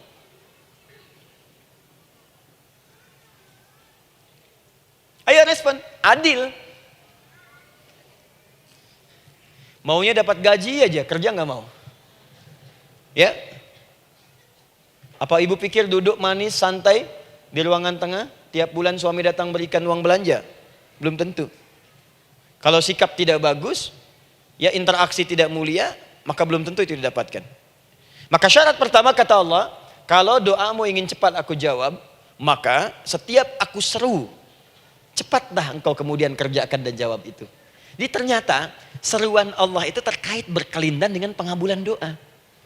Jadi ketika ibu diseru oleh Allah, diminta diperintahkan sesuatu oleh Allah, sebetulnya itu kunci untuk mendapatkan jawaban doa kita, Bu. Dipanggil kita, ayo cepat datang ke sini. Mau minta apa? Minta, saya kasih. Apa di antara kunci doa itu, Ustaz? Yuk kita lihat. Adalah jawaban dari seruan Allah. Apa di antara seruan Allah itu? Saya beri contoh satu misalnya. Allah perintahkan kita untuk sholat.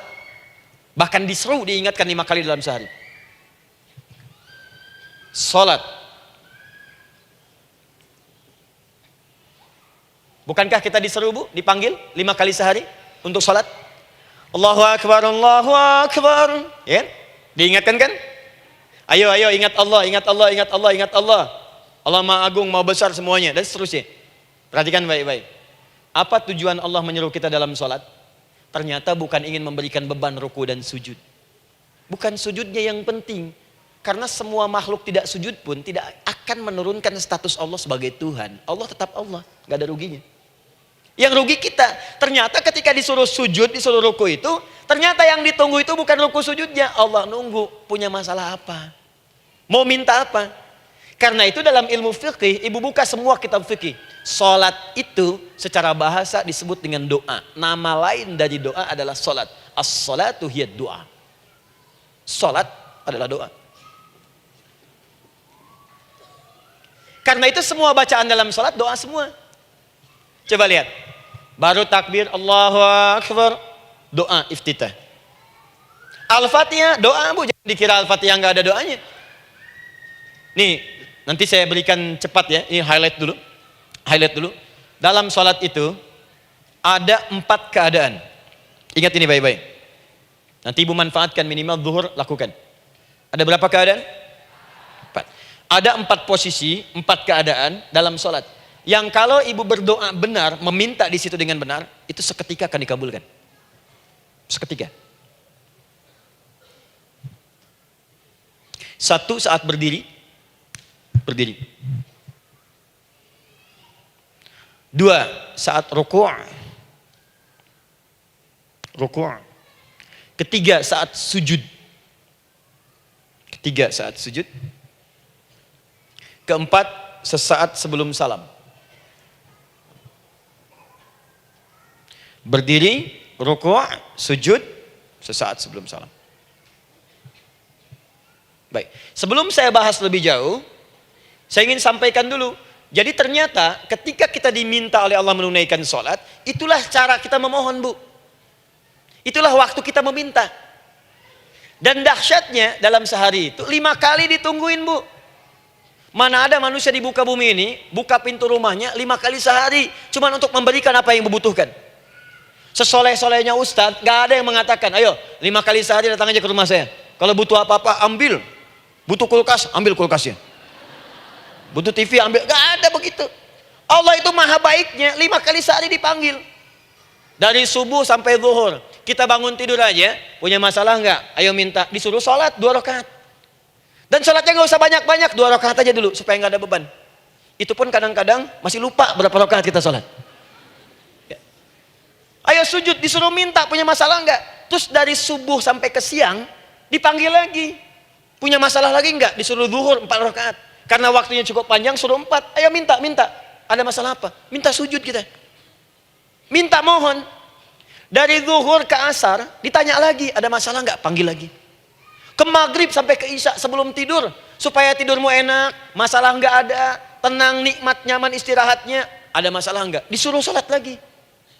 Jadi kalau orang paham sholat itu kunci kebahagiaan, dia akan senang menunaikan sholat.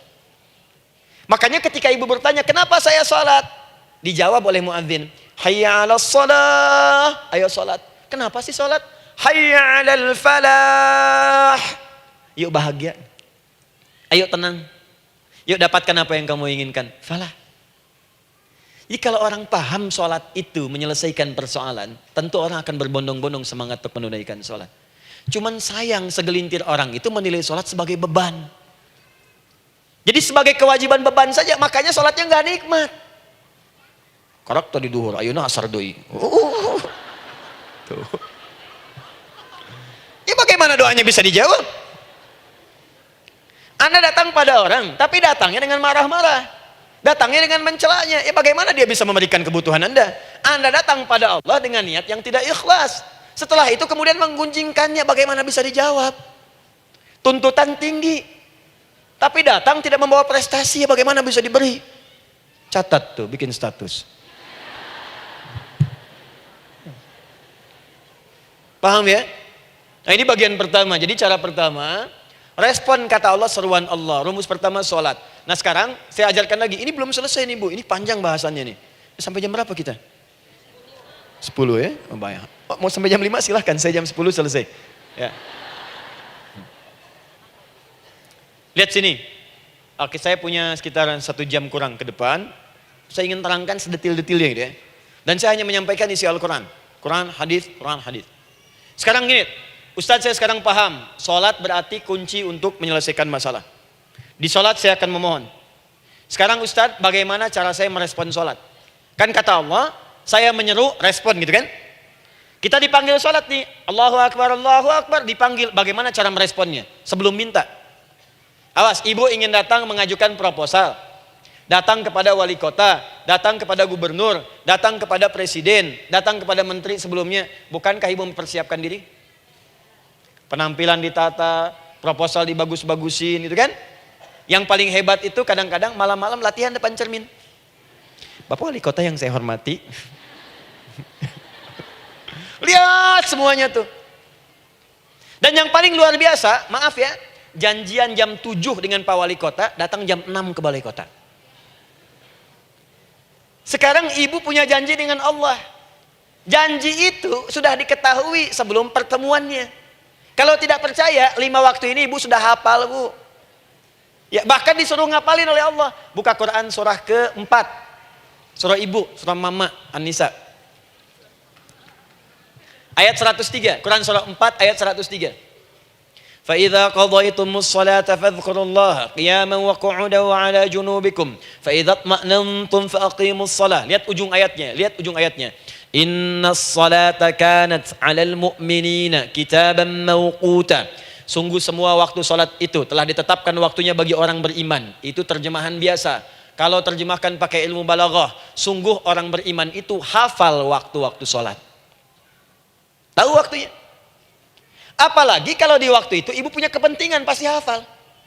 Kalau ibu benar memprioritaskan sholat dan menilai sholat sebagai solusi hidup, menilai sholat sebagai kebutuhan, ibu pasti akan hafalkan itu Bu. Nih ya, ibu dapat bagian arisan nih, bulan ini misalnya.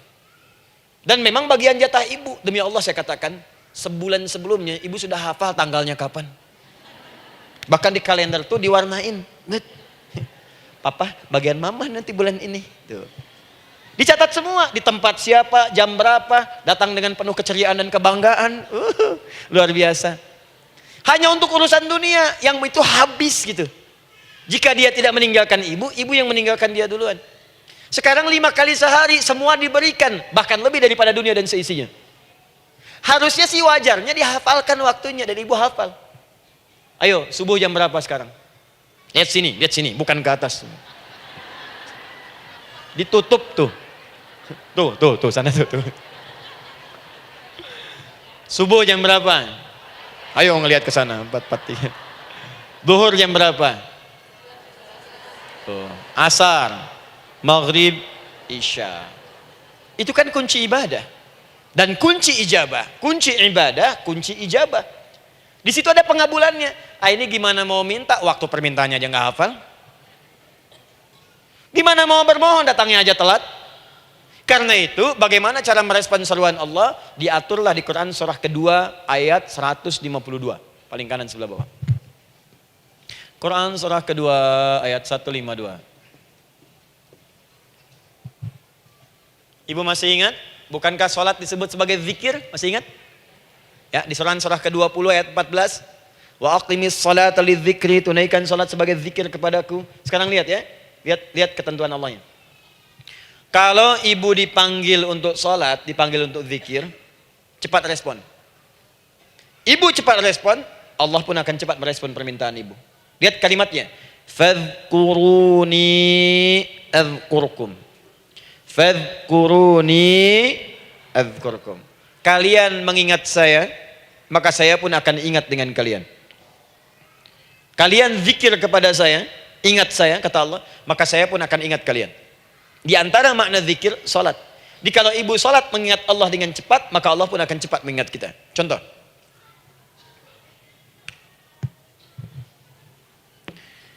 Saya ambil waktu subuh misalnya. Di Bandung 4-3-3. 4-4-3. Oh, lihat kesan lagi terjadi perbedaan pendapat. Ya. Ada yang 4-3-3, ada yang 4-3-4, ada yang 4-3-5 dan seterusnya. Yang ambil tengah-tengah lah, 4-3-5 misalnya. Orang 4-3-5. Lihat sini, fokus. Allahu Akbar, Allahu Akbar. 4-3-5. Dipanggil salat, diseru. Kan tadi rumusnya di Quran surah 2 ayat 186. Faliyastajibuli. Kalau diseru cepat jawab, gitu kan? Nah, terus diseru 4-3-5 adzan. Allahu Akbar, Allahu Akbar. Begitu diseru, ibu langsung datang. Ya Allah, sudah adzan, seruan nih, saya siap-siap, saya ingin minta sesuatu. Nah, orang yang datang saat dia diseru Allah, dia pun datang kemudian untuk menyerunya, maka Allah pun akan menjawab apa yang ia mohonkan saat ia bermohon kepadanya. Perhatikan, dipanggil oleh Allah lewat suara muadzin, Allahu Akbar, dia merespon cepat, siap salat. Maka dia pun ketika memanggil Allah, seketika Allah pun akan jawab padanya. Sesuai dengan kadar responnya. Dipanggil saat itu, dia menjawab. Maka Allah pun akan ingat kepadanya hanya saat dia memanggil saja. Di saat panggil, diingat. Panggil, diingat. Jelas? Ini yang hebat. Dipanggil 4-3-5. Allahu Akbar, Allahu Akbar. Dia sudah ingat dari sejak jam 3 lewat 45. Dia bangun jam 3. Bisa. Padahal belum dipanggil. Datang. Bahkan Masya Allah, melakukan warming up dulu. Tahajud. Istighfar. Baca Al-Quran sebelum dipanggil. Masya Allah Bu, ibu mau datang misalnya ke istana. Janjian jam 7, datang jam 6. Di situ ibu kerjakan yang baik-baik dulu. Wah lihat. Terus kelihatan CCTV kan. Wah ini orang bagus banget nih. Mulia, bagus. Sampah diambilin, disapu. Kelihatan. Itu ibu belum datang pun udah dipanggil duluan. Ada orang yang belum dipanggil sudah datang menghadap Allah. Tahajud dia, zikir dulu, istighfar dulu. Ini orang, maaf ya, walaupun dia belum memanggil Allah, Allah sudah menyelesaikan semua persoalannya. Di orang-orang yang selalu ingat kepada Allah, walaupun Allah dalam waktu tidak memanggilnya, maka Allah akan mengingatnya sekalipun orang ini belum bermohon kepadanya. Maka ibu nanti akan temukan orang-orang yang langsung diselesaikan persoalannya oleh Allah bahkan sebelum dia bermohon kepadanya. Ada orang yang seakan gak punya masalah Bu. Bukan nggak punya masalah, sebab setiap dia punya masalah, masalahnya diringankan oleh Allah. Ini seakan-akan nggak ada beban. Ah, ini indah hidupnya. Enak. Butuh sesuatu, sebelum nyari, datang. Ada persoalan, senyum dikit, selesai. Orang macet mengeluh, bikin status, dia macet malah senang. Dan hatinya dilapangkan oleh Allah. Bayangkan ada janji rapat jam 9, setengah 9 masih macet. Diprediksi di Google akan sampai 2 jam lagi. Yang lain mengeluh, telepon sana, telepon sini, ini. Dia enggak aja, lapang aja. Alhamdulillah ya Allah, kasih macet. Morotal, saya mau dengerin surah Al-Baqarah. Buka, hafalin. Partnernya nelpon. Sampai di mana, akhi? Ini sampai di surah Al-Baqarah ayat 186. Tidak ada yang sia-sia dari Allah. Sabar ya di sana. Ya, atau kita bisa koneksikan dari sini, apa yang bisa saya selesaikan sekarang di sini, sehingga sampai sana kita tinggal kesimpulan saja. Tenang hatinya. Gak ada gerasak, gerusuk, gulisah gini, telepon sana sini, klaksonin. Dasar lampu merah, lama, birunya sebentar. Padahal biru nggak ada, yang ada hijau kan. Jadi kalau sudah begitu enak, Bu. Yang perempuan ada di Quran Maryam. Maryam kan perempuan. Dan Maryam itu bukan nabi, bukan rasul. Ingin memberikan pesan kepada ibu, perempuan dimanapun. Tidak harus jadi nabi supaya doa cepat dikabulkan. Tidak harus menjadi rasul. Ini Maryam bukan nabi, bukan rasul. Tapi dia ini luar biasa. Sebelum dipanggil udah datang. Zikirnya tak terlukiskan. Mohon kepada Allahnya luar biasa. Menjaga diri dari hal yang dilarang oleh Allah. Apa hasilnya? Sebelum diberikan bahkan oleh pamannya, sudah ada kebutuhannya. Quran surah ketiga ayat 37.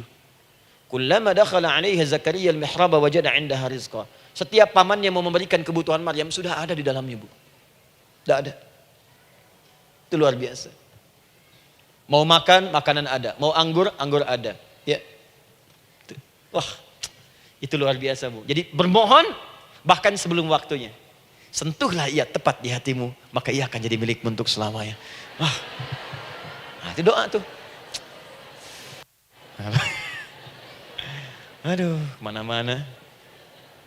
Paham? Tuh. Jadi kalau yang standar-standar saja itu biasa. Maka datang sebelum waktunya. Datang. Atau datang pas dipanggil. Standar. Jadi kalau 4.35 adzan, Allahu Akbar, Allahu Akbar. Ibu bangun. Siap sholat, siap sholat. Itu standar. Jangan dulu bahagia. Naikin lagi levelnya. Yang celaka itu ya ini nih. Dipanggil 4.35. Baru bangun 5.34.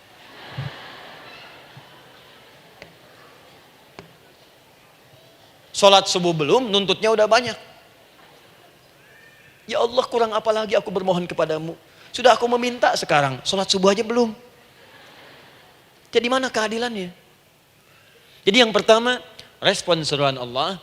Disitulah Allah pun akan cepat merespon apa yang kita kemudian butuhkan. Jadi yang pertama lewat sholat ya Bu ya. Ingat sholat. Dan sholat itu tadi dari 4 posisi saya ajarkan yang pertama saja satu. Supaya nggak terlampau panjang ya. Berdiri Bu. Saya ajarkan satu. Setiap ibu dalam keadaan berdiri dan membaca Al-Fatihah pada kalimat iyyaka na'budu wa iyyaka nasta'in. Ingat, pada kalimat iyyaka na'budu wa iyyaka nasta'in, maka sertakanlah di hati kita apa persoalan yang dirasakan untuk bermohon kepada Allah. Saya ajarkan cepat. Kalau ibu mau belajar lebih detail, ikuti kajian kami di fikih salat, sifat salat Nabi sallallahu alaihi wasallam. Nanti saya terangkan semua dalilnya. Insyaallah sepanjang yang saya ketahui. Baik.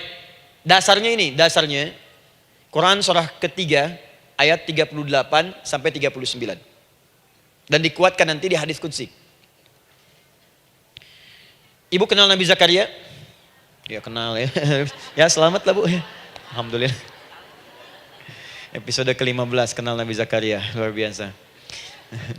Alhamdulillah. Nabi Zakaria punya persoalan, sudah berumah tangga, belum ada keturunan. Fisiknya sudah letih, rambutnya sudah memutih, dan mohon maaf istrinya divonis monopos dan mandul. Secara medis klinis. Apa yang beliau kerjakan? Sholat. Dalam sholatnya bermohon kepada Allah. Perhatikan permohonannya. Qala rabbi habli min ladunka dzurriyyatan thayyibah. Ya hunalika da'a Zakaria rabbah. Qala rabbi habli min ladunka dzurriyyatan thayyibah. Innaka sami'ud du'a. Ya Allah, aku bermohon kepadamu, anugerahkan aku keturunan. Semua mengatakan aku gak mungkin punya keturunan. Hanya engkau yang tidak punya batas dalam pemberian. engkau pasti mendengar doa saya. Kalau pada yang maha mendengar tidak mengabulkan juga, lantas kepada siapa lagi aku mesti memohon? Doa ini dipanjatkan oleh beliau dalam keadaan sholat, sedang berdiri dalam sholatnya. Jadi ibu maaf ya, tolong jangan salah berpikir, semua nabi dan rasul, orang soleh sebelumnya itu sholat. Cuma kita lebih sempurna gerakan dan jumlahnya, sempurna. Orang dulu sholat. Nabi Musa sholat, Quran surah 20 ayat 14. Nabi Isa sholat, Quran surah 19 ayat 31 sampai 33. Nabi Ismail sholat, Quran surah 19 ayat ke-55. Semua sholat. Sholat. Nabi Zakaria saat punya masalah, sholat. Dalam berdirinya minta dalam sholatnya. Dari mana Ustadz tahunya beliau minta dalam berdiri dalam sholat? Ayat 39 ya baca. Quran surah ketiga ayat 39. Fanadatul malaika, maka doanya itu dijawab oleh Allah. Datang malaikat menyampaikan jawaban. Wa huwa qaimun yusalli fil mihrab. Sedangkan beliau masih berdiri dalam sholatnya di mihrab. Masih berdiri dalam sholat. Sholat. Di dalam sholat itu minta. Makanya semua bacaan sholat itu permintaan isinya. Dan dikabulkan oleh Allah. Anallaha yubashshiruka bi Yahya. Allah kasih kabar gembira, engkau akan punya anak, langsung namanya dari Allah Yahya. Artinya hidup. Yang mustahil menurut manusia, lahir dari rahim seorang perempuan yang divonis monopos dan mandul menurut medis, kata Allah tidak ada yang mustahil bagiku, lahir dan hidup dia, Yahya. Kapan terjadinya? Sedang sholat. Kapan saat sholatnya? Berdiri. Nah yang paling menarik bu, umatnya Nabi Muhammad SAW ditunggu oleh Allah 5 kali dalam sehari, dan dimintakan sebelum sholat untuk menyiapkan permohonannya. Maka turunlah Quran surah kedua ayat ke-45. Ibu lihat ayatnya. Wasta'inu bis-sabri was-shalah. Bahkan ditegaskan lagi di Quran surah kedua ayat 153, paling kanan sebelah bawah. Ya ayyuhalladzina amanu ista'inu bis-sabri was-shalah. Yang pertama enggak pakai panggilan iman. Wasta'inu, kata Allah, hei, kalau kamu punya masalah, jangan mengeluh, jangan berkeluh kesah, jangan terlampau banyak gelisah, cepat siapkan dirimu untuk menunaikan sholat. Siapkan permohonanmu, minta kepada aku lewat sholat. Kalau belum yakin, disebutkan imannya. Ya ayyuhalladzina amanu, hei orang-orang yang masih merasa punya iman, katanya punya iman. Jadi kalau ibu nggak mau minta lewat sholat, dipertanyakan imannya. Kamu punya iman nggak? Kata Allah, yakin nggak dengan saya? Kalau punya masalah jangan mengeluh.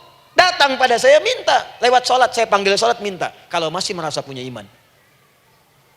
Tuh, iman kita tuh dipertaruhkan di situ.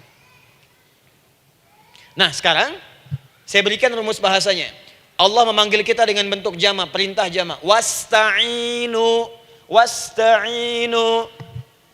Itu bentuk perintah. Wasta'inu, bentuk perintah.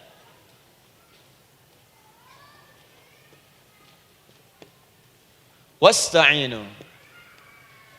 Dan jika kalian, perhatikan cara menerjemahkannya, dan jika kalian punya persoalan dalam hidup, punya kebutuhan, maka bergegaslah siapkan dirimu untuk minta kepadaku solusi. Wasta'inu, dan mintalah oleh kalian pertolongan, solusi.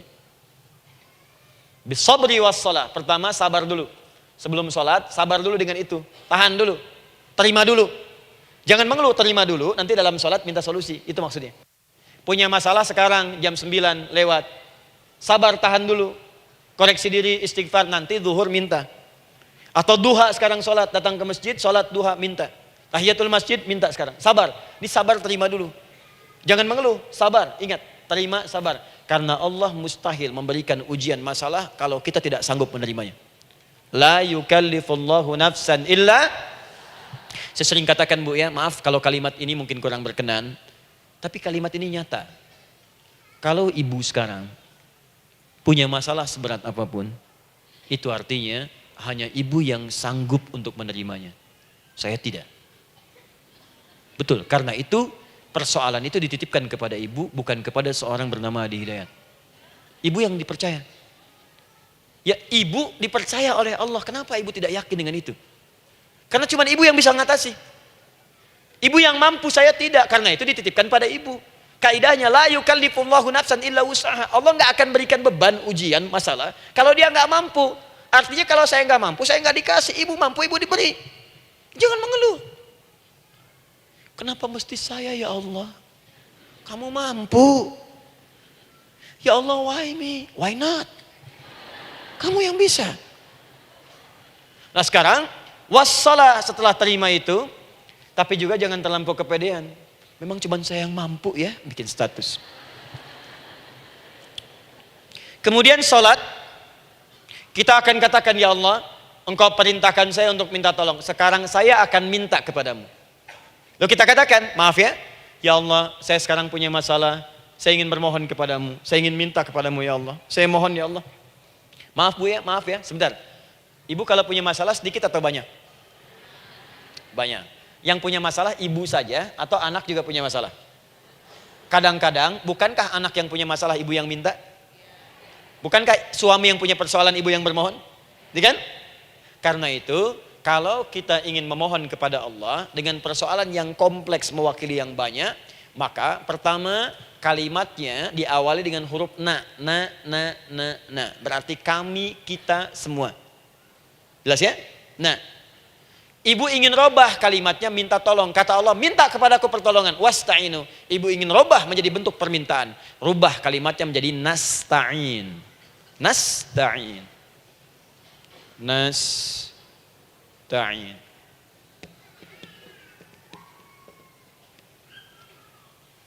Wasta'inu nasta'in. Minta kepada siapa tadi? Allah.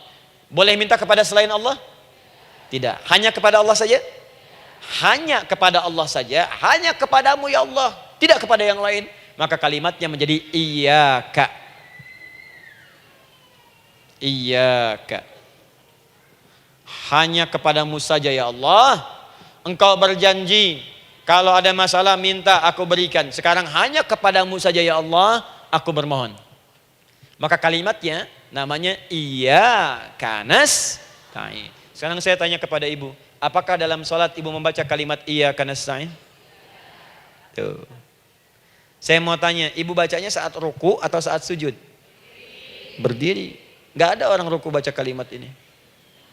Allahu Akbar, iyyaka na'budu wa iyyaka nasta'in.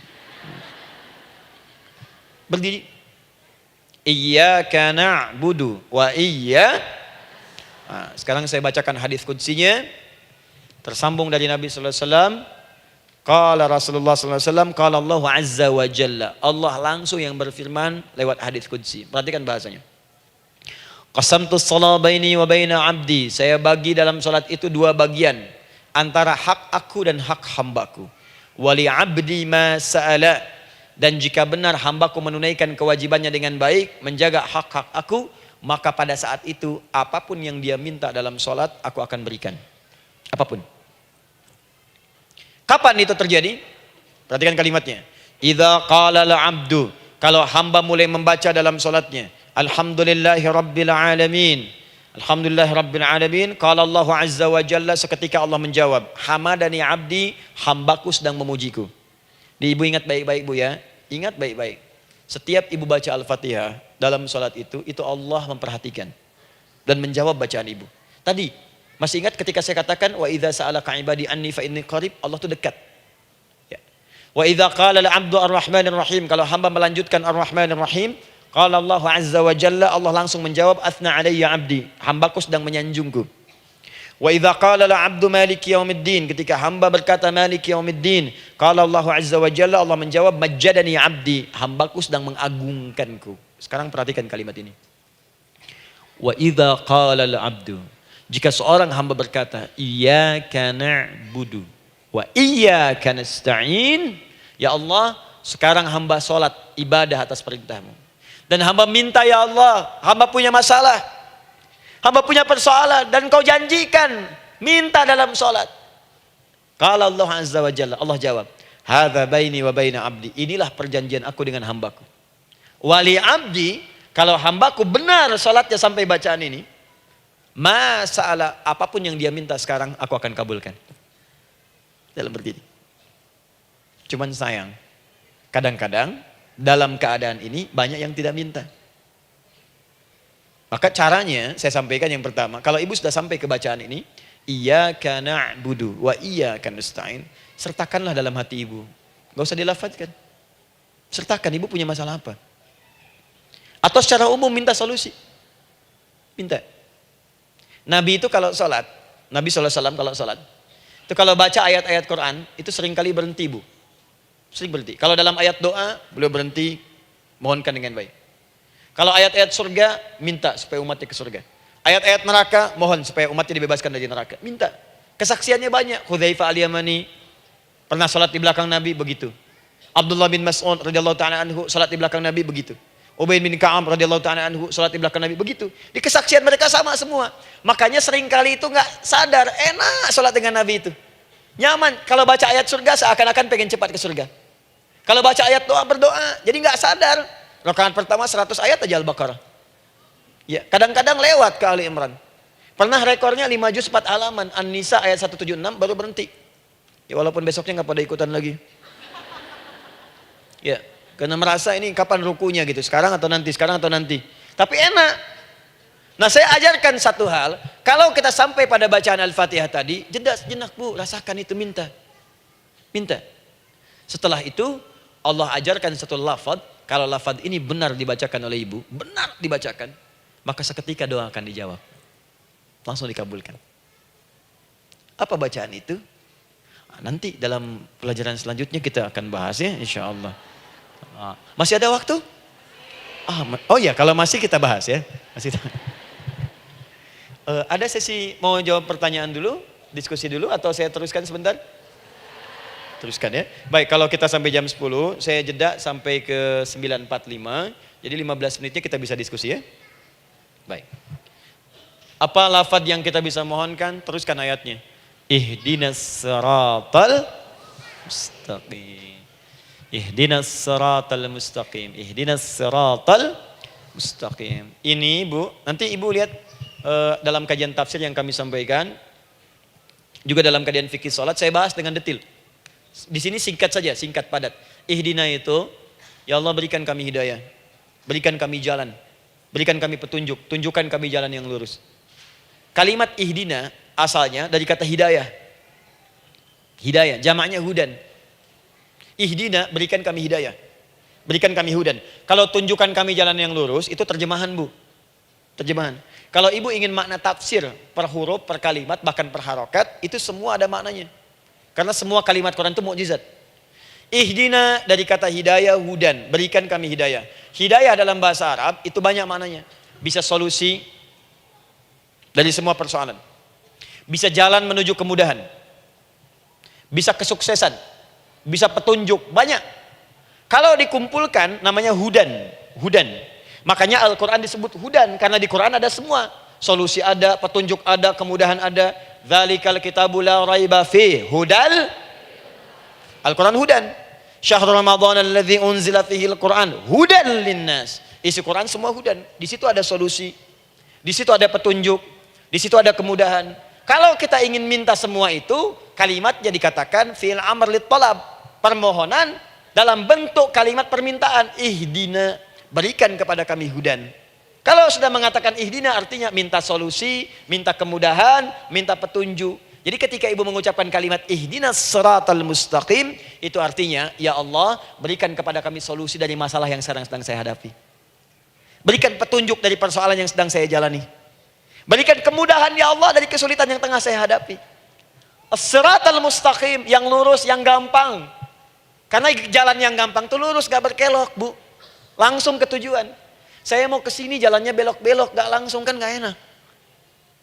Ibu mau ke satu undangan, jalannya belok sini, belok sini, belok sini, belok sini. Kelokan 9, kelokan 7, kelokan 8. Ya. Kan rasanya berliku. Ibu ingin mendapatkan solusi, tapi dilempar-lempar. Ke sini dulu, berkelok. Sini dulu, sini dulu, sini dulu. Kenapa gak ibu lurus dapatkan langsung? Dalam bahasa Arab, apalagi kalimat yang fasih, mendapatkan sesuatu dengan gampang, dengan mudah. As-siratal mustaqim, lurus ke tujuan, cepat, mudah. Apalagi ke surga nanti, tunjukkan kami jalan yang lurus, yang benar, hak dari Allah dan mudah didapatkan. Itu maksudnya. Ini bukan sekedar tunjukkan jalan yang lurus, solusi yang mudah, yang gampang, yang cepat. Paham di sini ya? Seperti orang-orang dulu mendapatkannya. Siratal ladzina an'amta 'alaihim. Seperti orang dulu mendapatkan semua kenikmatan ketika mereka bermohon kepadamu ya Allah. Siapa mereka? Ada 4 golongan disebutkan di Quran surah keempat ayat 69. Ada para nabi, orang-orang jujur siddiqin, para syuhada dan orang-orang soleh. Ya, wa may yuti'illaha wa rasul fa ulaika ma'al ladzina an'ama Allahu 'alaihim minan nabiyyina was-siddiqina wasyuhada was-shalihin. Para nabi dulu berdoa, ya Allah, saya ada masalah, dikabulkan. Kita minta, ya Allah, sekarang saya berdoa, tolong kabulkan seperti nabi-nabi dulu dikabulkan. Nabi Ayub sakit, berdoa dikabulkan. Kita sakit, dikabulkan. Nabi Ibrahim ada ujian, dikabulkan. Nabi Ibrahim punya ujian dengan anak. Kita ada ujian dengan anak, minta dikabulkan. Anak-anak berselisih, ada yang dendam, yang iri. Seperti anaknya Nabi Yakub. Nabi Yakub berdoa, dikabulkan. Kita minta, dikabulkan. Ada syuhada, berdoa, dikabulkan. Kita minta, dikabulkan. Orang soleh berdoa, minta, dikabulkan. Kita minta, dikabulkan. Ya Allah, seperti engkau kabulkan doa orang-orang dulu yang melahirkan nikmat, mohon kabulkan kami yang minta sekarang dan mendapatkan kenikmatan itu. Itu maksudnya. Ya, siratal ladzina an'amta 'alaihim. Siapa an'amta 'alaihim di sini? Ulaikal ladzina an'amallahu 'alaihim. Sama persis kalimatnya. Minan nabiyyina was-siddiqina wasyuhada'i was-shalihin. Jadi jangan diartikan sebatas terjemahan. Walaupun di musim haji sekarang itu bisa dipakai. Saya tugas 2010 di Mekah. Ada jemaah kesasar, lupa maktab. Kemudian ingin balik, nggak tahu jalan. Dia ketemu askar. Askar nggak bisa bahasa Indonesia, dia nggak bisa bahasa Arab. Tapi dia hafal Al-Fatihah. Datang kepada askar, dia tunjukkan gelangnya. Pak, ihdinas siratal mustaqim. Tunjukkan saya jalan yang lurus. Bikin gelang. Askar gak bisa bahasa Indonesia. Dikasih bahasa Arab gak paham-paham. Tapi askar ini pun cerdas. Dia tunjuk, dia lihat gelangnya. Oh, maktab sana. Siratal ladzina an'amta 'alaihim ghairil maghdubi 'alaihim waladdallin. Lurus, jangan belok-belok. Kalau belok nanti engkau tersesat atau dicaci maki orang. Maghdub ya dicela orang, dolin tersesat, kan? Jangan dicela, jangan sesat, lurus. Tapi kalau dalam berdoa dalam sholat minta di hati hadirkan. Jelas ya? Nah itu posisi pertama. Jadi pertama minta lewat sholat. Yang kedua cepat rajin istighfar bu. Saya cepat ya, rajin istighfar. Saya ada 7 menit lagi. Ibu rajin istighfar. Astaghfirullah, astaghfirullah, astaghfirullah, astaghfirullah. Itu yang paling singkat. Astaghfirullahaladzim, astaghfirullahaladzim, astaghfirullahaladzim. Itu yang menengah. Astaghfirullahaladzim, alladzi la ilaha illa huwal hayyul qayyum wa natubu ilaihi. Astaghfirullahaladzim, alladzi la ilaha illa huwal hayyul qayyum wa natubu ilaihi. Astaghfirullahaladzim, alladzi la ilaha illa huwal hayyul qayyum wa natubu ilaihi. Itu yang cukup panjang. Ibu rajin istighfar. Orang yang rajin istighfar itu diantara yang disebutkan dalam riwayat-riwayat adalah orang-orang yang cepat dijawab doanya. Hanya dengan istighfarnya. Jadi dia tuh punya keinginan, dia nggak katakan. Jadi keinginan di benaknya dia, terus dia istighfar. Astagfirullah, astagfirullah, astagfirullah. Itu kalau benar rajin istighfar, seketika dikabulkan. Cepat. Ada seorang yang hidup, ini tukang roti. Di zaman Imam Ahmad bin Hanbal. Saya pernah kisahkan ini di beberapa keadaan. Orang ini itu ahli istighfar. Jadi maaf ya bu ya, bukan istighfarnya pas ada keperluan aja, bukan. Ada ta'lim ustaz tadi, sab pertama astagfirullah, astagfirullah, astagfirullah, bukan. Besok ada arisan, astagfirullah, astagfirullah, bukan. Jadi bukan ada keperluan istighfar, bukan. Orang ini membiasa istighfar. Jadi setiap mengerjakan apapun dia istighfar. Mau minum, bismillah, astagfirullah, astagfirullah. Dia setiap buka adonan, astagfirullah, astagfirullah. Nah satu ketika, Imam Ahmad itu nggak tahu kenapa, pengen datang ke daerah itu. Ya kalau misalnya ibu tinggal di Cicahem, misalnya kan Imam Ahmad tiba-tiba pengen ke Cicahem aja. Terus karena lelah, mampir ke masjid. Istirahat di dalam masjid. Tiba-tiba kata penjaga masjidnya, DKM-nya, marbotnya, ya Syekh, idhab, pergi, nggak boleh tiduran di sini. Kata Imam Ahmad, saya kan cuma numpang istirahat, nggak boleh keluar. Dan dia nggak tahu kalau itu imam besar. Dan Imam Ahmad itu sudah populer bu, sangat famous, familiar. Cuman orang kan nggak pernah lihat wajahnya. Dulu kan nggak ada Facebook, nggak ada Instagram, nggak ada handphone, nggak ada apa-apa. Jadi kalau orang terima Ahmad, ya Ahmad aja kemana-mana. Oh, ada Imam Ahmad, dia Imam Ahmad, Imam besar, Imam Syafi'i, Imam besar. Tapi nggak pernah lihat. Sekarang kan udah kelihatan. Ya, udah kelihatan. Sekarang banyak. Makanya orang dulu tuh senang begitu tahu, dikasih tahu Nabi aja ke Madinah bu, nggak ada yang tahu kalau itu Nabi Muhammad kalau belum pernah lihat. Karena beliau di bawah, Abu Bakar di atas.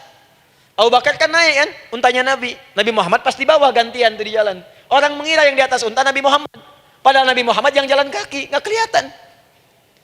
Makanya responnya bola ketika tahu Nabi, senang luar biasa. Minta doa, minta ini, minta itu. Orang sekarang tidak. Karena sering banyak lihat di TV, media sosial, begitu ketemu, minta foto. Ini lain kisahnya. Nggak tahu dia, pergi keluar. Kata Imam Ahmad, ya sudah, keluar beliau. Nggak mau ribut. Istirahat di luar. Di pelataran. Di sini juga nggak boleh. Lihat kalimatnya. Barwah, keluar, pergi. Barwah itu kasar, Bu. Begitu kemudian didebat lagi, saya cuma di luar. Rawah itu dari kata roh, Bu. Itu paling kasar. Artinya keluar dengan roh-rohnya sekalian. Rohnya pun jangan di sini. Ya. Jadi kalau ibu nanti di Masjidil Haram misalnya kan, ada kalimat itu artinya kesal, Bu, askarnya. Ya. Keluar. Misalnya idza bi anti. Enggak mau, saya mau di sini. Ya. Barwa, pergi. Sampai ke rawah dengan roh-rohnya. Itu artinya ibu disuruh pergi. Ya, bukan jangan mengelak lagi. Rawah. Saya bukan rawah, saya rohayati. Suruh pergi. Pergi. Imam Ahmad pergi tuh akhirnya. Pergi, di jalan kelihatan ada tukang roti tadi. Begitu kelihatan capek lah dipanggil, Syekh, kayaknya lelah, istirahat di sini. Dan tukang roti pun nggak tahu kali itu Imam Ahmad. Begitu istirahat, duduk, kelihatan Imam Ahmad setiap buka adonan, astagfirullah. Bikin lagi, astagfirullah. Imam Ahmad tahu faidah itu. Tapi ingin menguji tukang roti ini, ditanya. Ya akhi, kamu ini kenapa setiap Anda menanam adonan itu, tepung itu, Anda mengucapkan istighfar, astagfirullah. Perhatikan jawabannya. Wallahi demi Allah, tidak pernah saya beristighfar dalam setiap aktivitas saya, kecuali Allah selalu mengabulkan doa yang saya mohonkan. Di setiap minta, astagfirullah, itu dikabulkan. Cuman satu yang sampai sekarang belum terkabul. Apa itu kata Imam Ahmad? Saya ini selalu bermohon kepada Allah, ya Allah, mohon sebelum saya wafat atau setelah ia wafat, pertemukan saya ya Allah dengan Imam Ahmad bin Hambal. Sebelum saya yang wafat atau Imam Ahmad. Kata Imam Ahmad, astagfirullah. Allahu Akbar. Itu mungkin yang memperjalankan saya kemari. Tiba-tiba pengen ke sini, sampai diusir keluar dari rumah Allah dari masjid, sampai di sini karena istighfar Anda. Sayalah Imam Ahmad bin Hambal. Astagfirullah. Imam Ahmad ke situ datang. Tolong jangan lakukan pada saya. Salah di hidayat ya Allah. Astagfirullah. Saya jawab lagi dari sana. La haula wala quwata illa billah. Ini istighfar. Nah, kapan istighfar yang baik? Istighfar yang baik dilakukan setelah tahajud sebelum fajar. Saya ulang ya. Setelah tahajud sebelum fajar. Dalilnya Quran surah ke-51 ayat 18. Baca dari ayat 15 sampai 18-nya. Jadi ibu kalau mau seperti itu, rajin tahajud dulu, Bu. Tahajud. Setelah itu biasakan istighfar. Itu latihan dulu, itu baru latihan. Ingat ya, istighfar menjelang fajar di waktu sahar, itu baru latihan. Astagfirullah. Nanti kalau sudah banyak latihan, ibu akan refleks. Mau duduk masuk mobil, astagfirullah. Duduk mau makan, astagfirullah. Ya, kadang-kadang ibu mau ambil handphone, astagfirullah. Itu refleks di lisan kita keluar. Ahli istighfar itu gak direncanakan keluar di lisannya. Astagfirullah. Kalau sudah seperti itu, berbahagialah. Karena apapun kadang ibu inginkan, sepanjang itu ibu butuhkan, seketika dikabulkan. Ya. Yang ketiga, yang terakhir. Sudah 9:45, boleh sedikit? Ya, yang terakhir ya, terakhir. Jangan khawatir, setelah ini selesai. Jangan khawatir. Yang ketiga, ini amalan yang paling dahsyat. Jadi yang pertama minta dikabulkan. Yang kedua baru istighfar dikabulkan. Yang ketiga nggak ngapa-ngapain dijawab. Artinya baru terbersit, ada keinginan jawab seketika. Amalan yang ketiga ini adalah amalan yang dikerjakan karena cinta kepada Allah Subhanahu wa taala. Mahabbatillah, kecintaan kepada Allah. Amalan yang dikerjakan karena cinta kepada Allah Subhanahu wa taala. Amalannya mencintai Allah. Beda, Bu.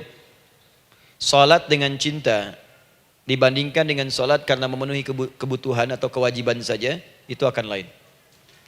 Ibu kalau benar-benar mencintai Allah, maka dalam sholat pun persiapannya akan beda. Saya beri contoh gini ya. Dari pakaian akan lain kata Al-Quran. Quran surah 7 ayat 31. Ya bani Adam khudhu zinatakum inda kulli masjid. Hei anak cucu Adam, kalau ada panggilan dari masjid, kenakan pakaian terindahmu. Di orang-orang yang mencintai Allah saat akan sholat, dia akan perhatikan dari pakaiannya. Jauhkan dari yang haram. Terus cari yang paling baik yang dia kenakan. Gak akan sembarangan. Kalau ibu pakai mukena juga cari mukena yang paling indah. Bukan karena pengen dilihat orang. Karena ingin Allah menyaksikan sholat ibu dalam keadaan yang sempurna. Wudu. Wudu itu hati-hati gitu. Quran surah ke-5 ayat ke-6. Ya ayyuhalladzina amanu idza qumtum ila shalah faghsilu wujuhakum wa aydiyakum ilal marafiq wamsahu bi ru'usikum wa arjulakum ilal ka'bain. Jadi kalau ada orang beriman mencintai Allah, mau sholat dia mau wudu, wudunya enggak akan sembarangan, Bu. Cuman basuh. Ya, bagian kepala juga harusnya kepala, dia rambut, takut selesai. Sampai ke kaki cuma disodorkan di keran, beres. Itu sih, anak kecil juga bisa. Orang ini lain. Dia akan pelan-pelan dilihat secara sempurna. Hati-hati, kerjakan karena Allah, karena ingin baik.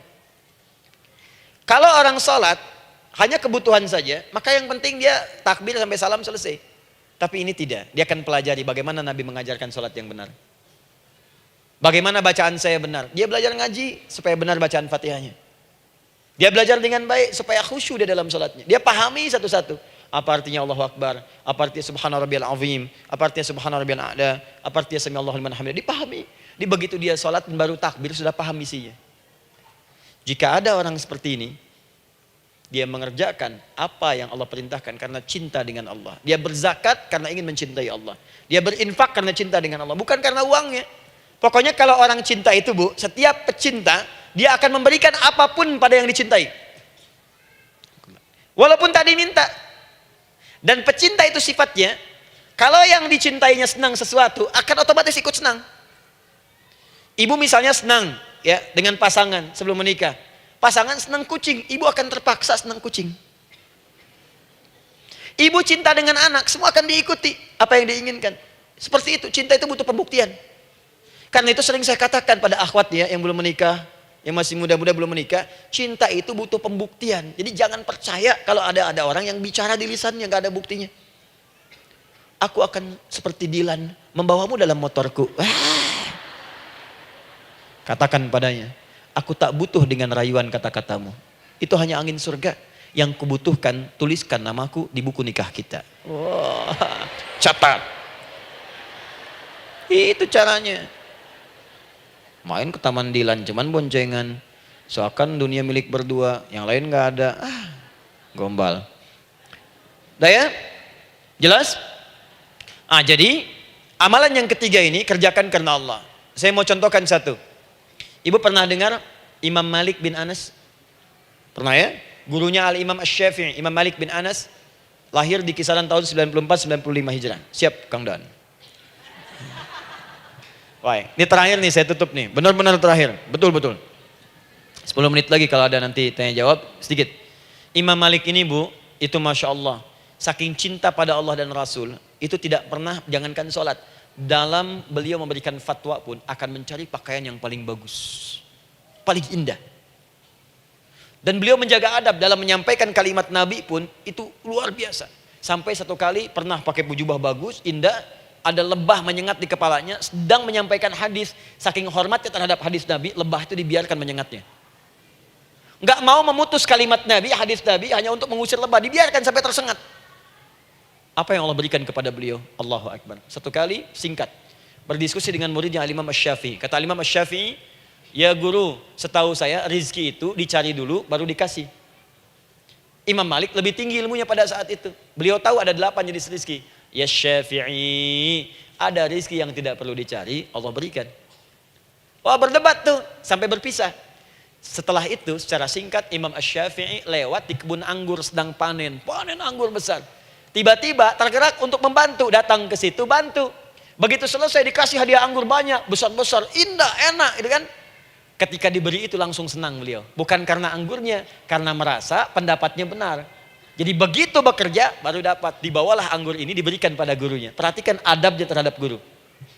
Kalau ibu adabnya bagus pada guru, keberkahan dapat, ilmunya pun menghunjam di jiwa. Imam Syafi'i nggak merasa benar, tapi memberikan sebuah jawaban dengan adab. Guru, tadi itu ada panen anggur, saya mencoba membantu. Begitu saya bantu, dikasih anggur, dikencangkan kalimatnya. Begitu saya bantu, dikasih. Dibantu dulu, baru dikasih. Kalau saya nggak bantu, saya nggak dikasih. Apa jawab Imam Malik? Imam Malik tersenyum, tertawa. Tabassama dhahika. Masya Allah, Syafi'i, bahasa kita. Tadi itu saya keluar, mau ngajar. Siang-siang terik begini, saya kepikiran, ya Allah, kalau makan anggur yang enak-enak, enak banget sekarang ini. Ada anggur sekarang. Tuh.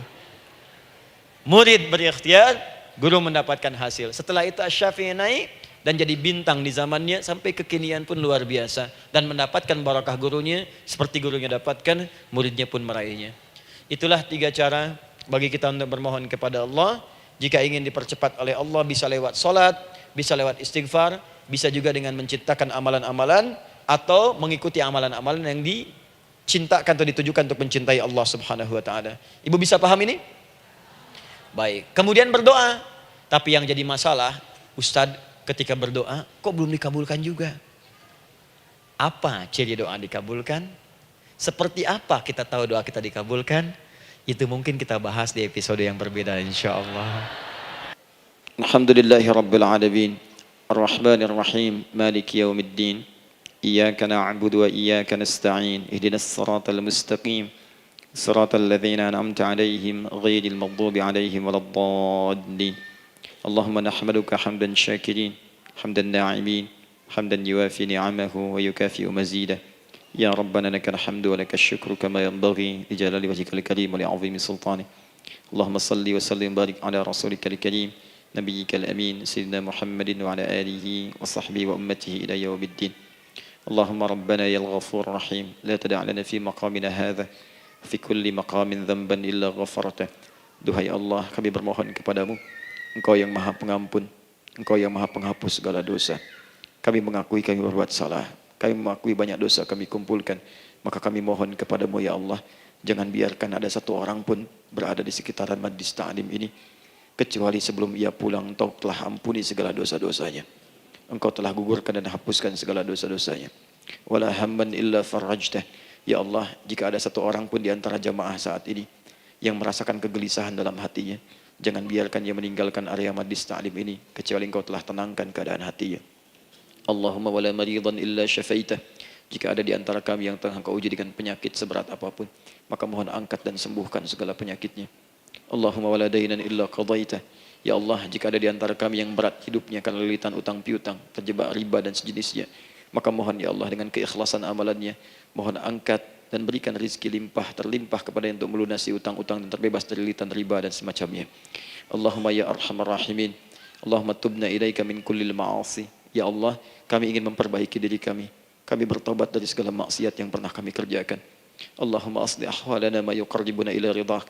Ya Allah, kami bermohon kepadamu, mulai hari ini, mohon bimbing kami untuk memperbaiki diri, supaya kami bisa lebih dekat denganmu ya Allah.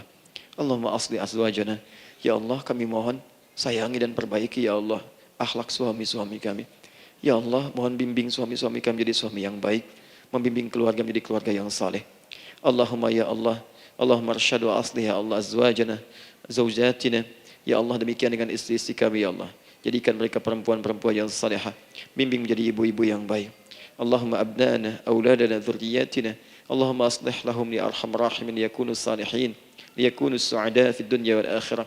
Ya Allah, anak-anak kami, cucu-cucu kami khawatir berpisah dengan mereka di akhirat nanti.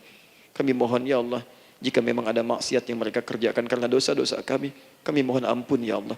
Perbaiki anak-anak kami, bimbing cucu-cucu kami ya Allah. Jadikan mereka anak-anak saleh, anak-anak yang bisa memberikan mahkota kepada kami di akhirat ya arhamar rahimin. Kami malu dengan anak orang lain yang telah hafal Al-Quran. Kami malu dengan anak orang lain yang telah mampu tahajud. Kami malu dengan anak orang lain yang telah bisa membaca Al-Quran dengan baik. Sedangkan anak kami masih sibuk dengan dunia ya Allah.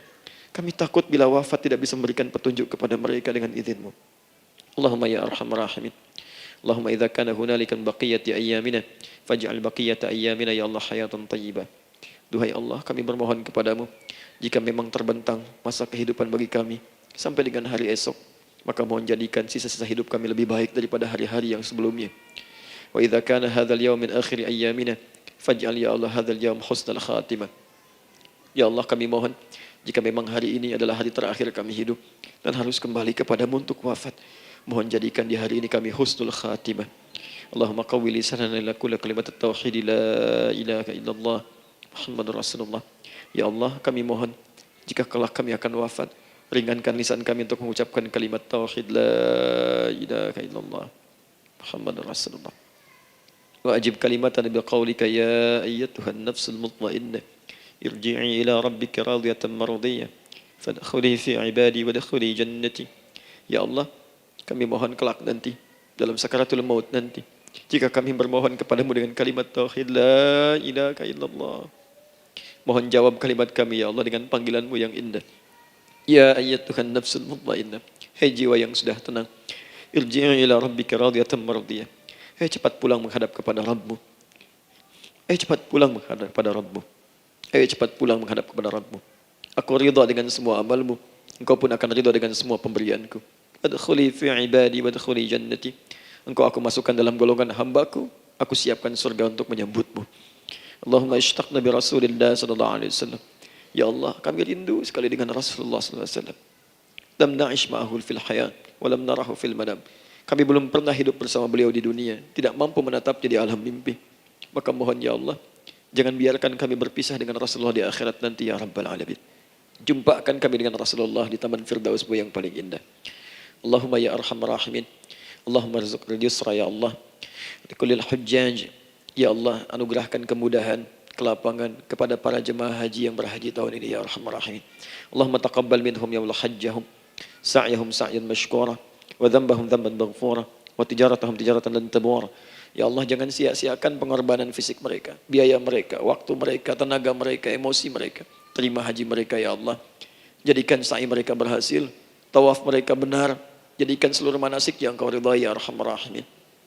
Allahumma ya Allah, rizq rizqan hasanan tayyiban liyahujju kullu man lam yahujj ya arhamar rahimin. Ya Allah, bagi kawan-kawan kami, kerabat kami, saudara kami, tetangga kami yang belum berhaji, maka anugerahkan kemudahan bagi mereka untuk berhaji ya Allah. Anugerahkan kelapangan untuk berhaji ya Allah. Sekalipun memang tidak terbuka kesempatan itu, maka mohon anugerahkan sifat mabrur kepada kami sekalipun tidak mendapati ibadahnya. Allahumma ya arhamar rahimin, Allahumma rizqna ya Allah nikmatan salihah. Ya Allah, anugerahkan kepada kami nikmat untuk menjadi orang saleh di dunia dan kembali kepadamu di akhirat dalam keadaan saleh. Alhiqna bis salihin ma'al ladzina an'amta 'alaihim minan nabiyyin was-siddiqin wasyuhada was-salihin wa hasuna ulaika rafiqa. Ya Allah, kumpulkan kelak kami di surga dengan para nabi, orang-orang saleh, para syuhada, orang-orang yang benar di hadapanmu. Itulah nikmat terbaik yang mampu kami dapatkan. Allahumma ya Rabb, Allahumma aslih Allah qulubana, ati anfusana taqwaha, wa zakkiha anta khairu man zakkaha, anta waliyuha wa maulaha. Ya Allah, jika memang kami telah Engkau anggap baik sampai dengan pagi hari ini, maka mohon jaga kami dalam keadaan baik sampai wafat ya Allah. Berikan kami kekuatan untuk istiqamah, jauhkan kami dari pengaruh nafsu ya arhamar rahimin. Ya Allah, jika ada saat ini orang-orang yang menyakiti kami ya Allah, berkhianat kepada kami ya Allah, menzalimi kami, maka mohon ampuni dosa mereka ya Allah. Maafkan mereka ya Allah. Bimbing mereka untuk sadar dan bertobat ya Allah. Titipkan dalam jiwa kami sifat untuk saling menyayangi ya Allah. Titipkan dalam jiwa kami sifat untuk saling memaafkan ya Allah. Titipkan dalam jiwa kami sifat untuk bisa memperhatikan ya Allah.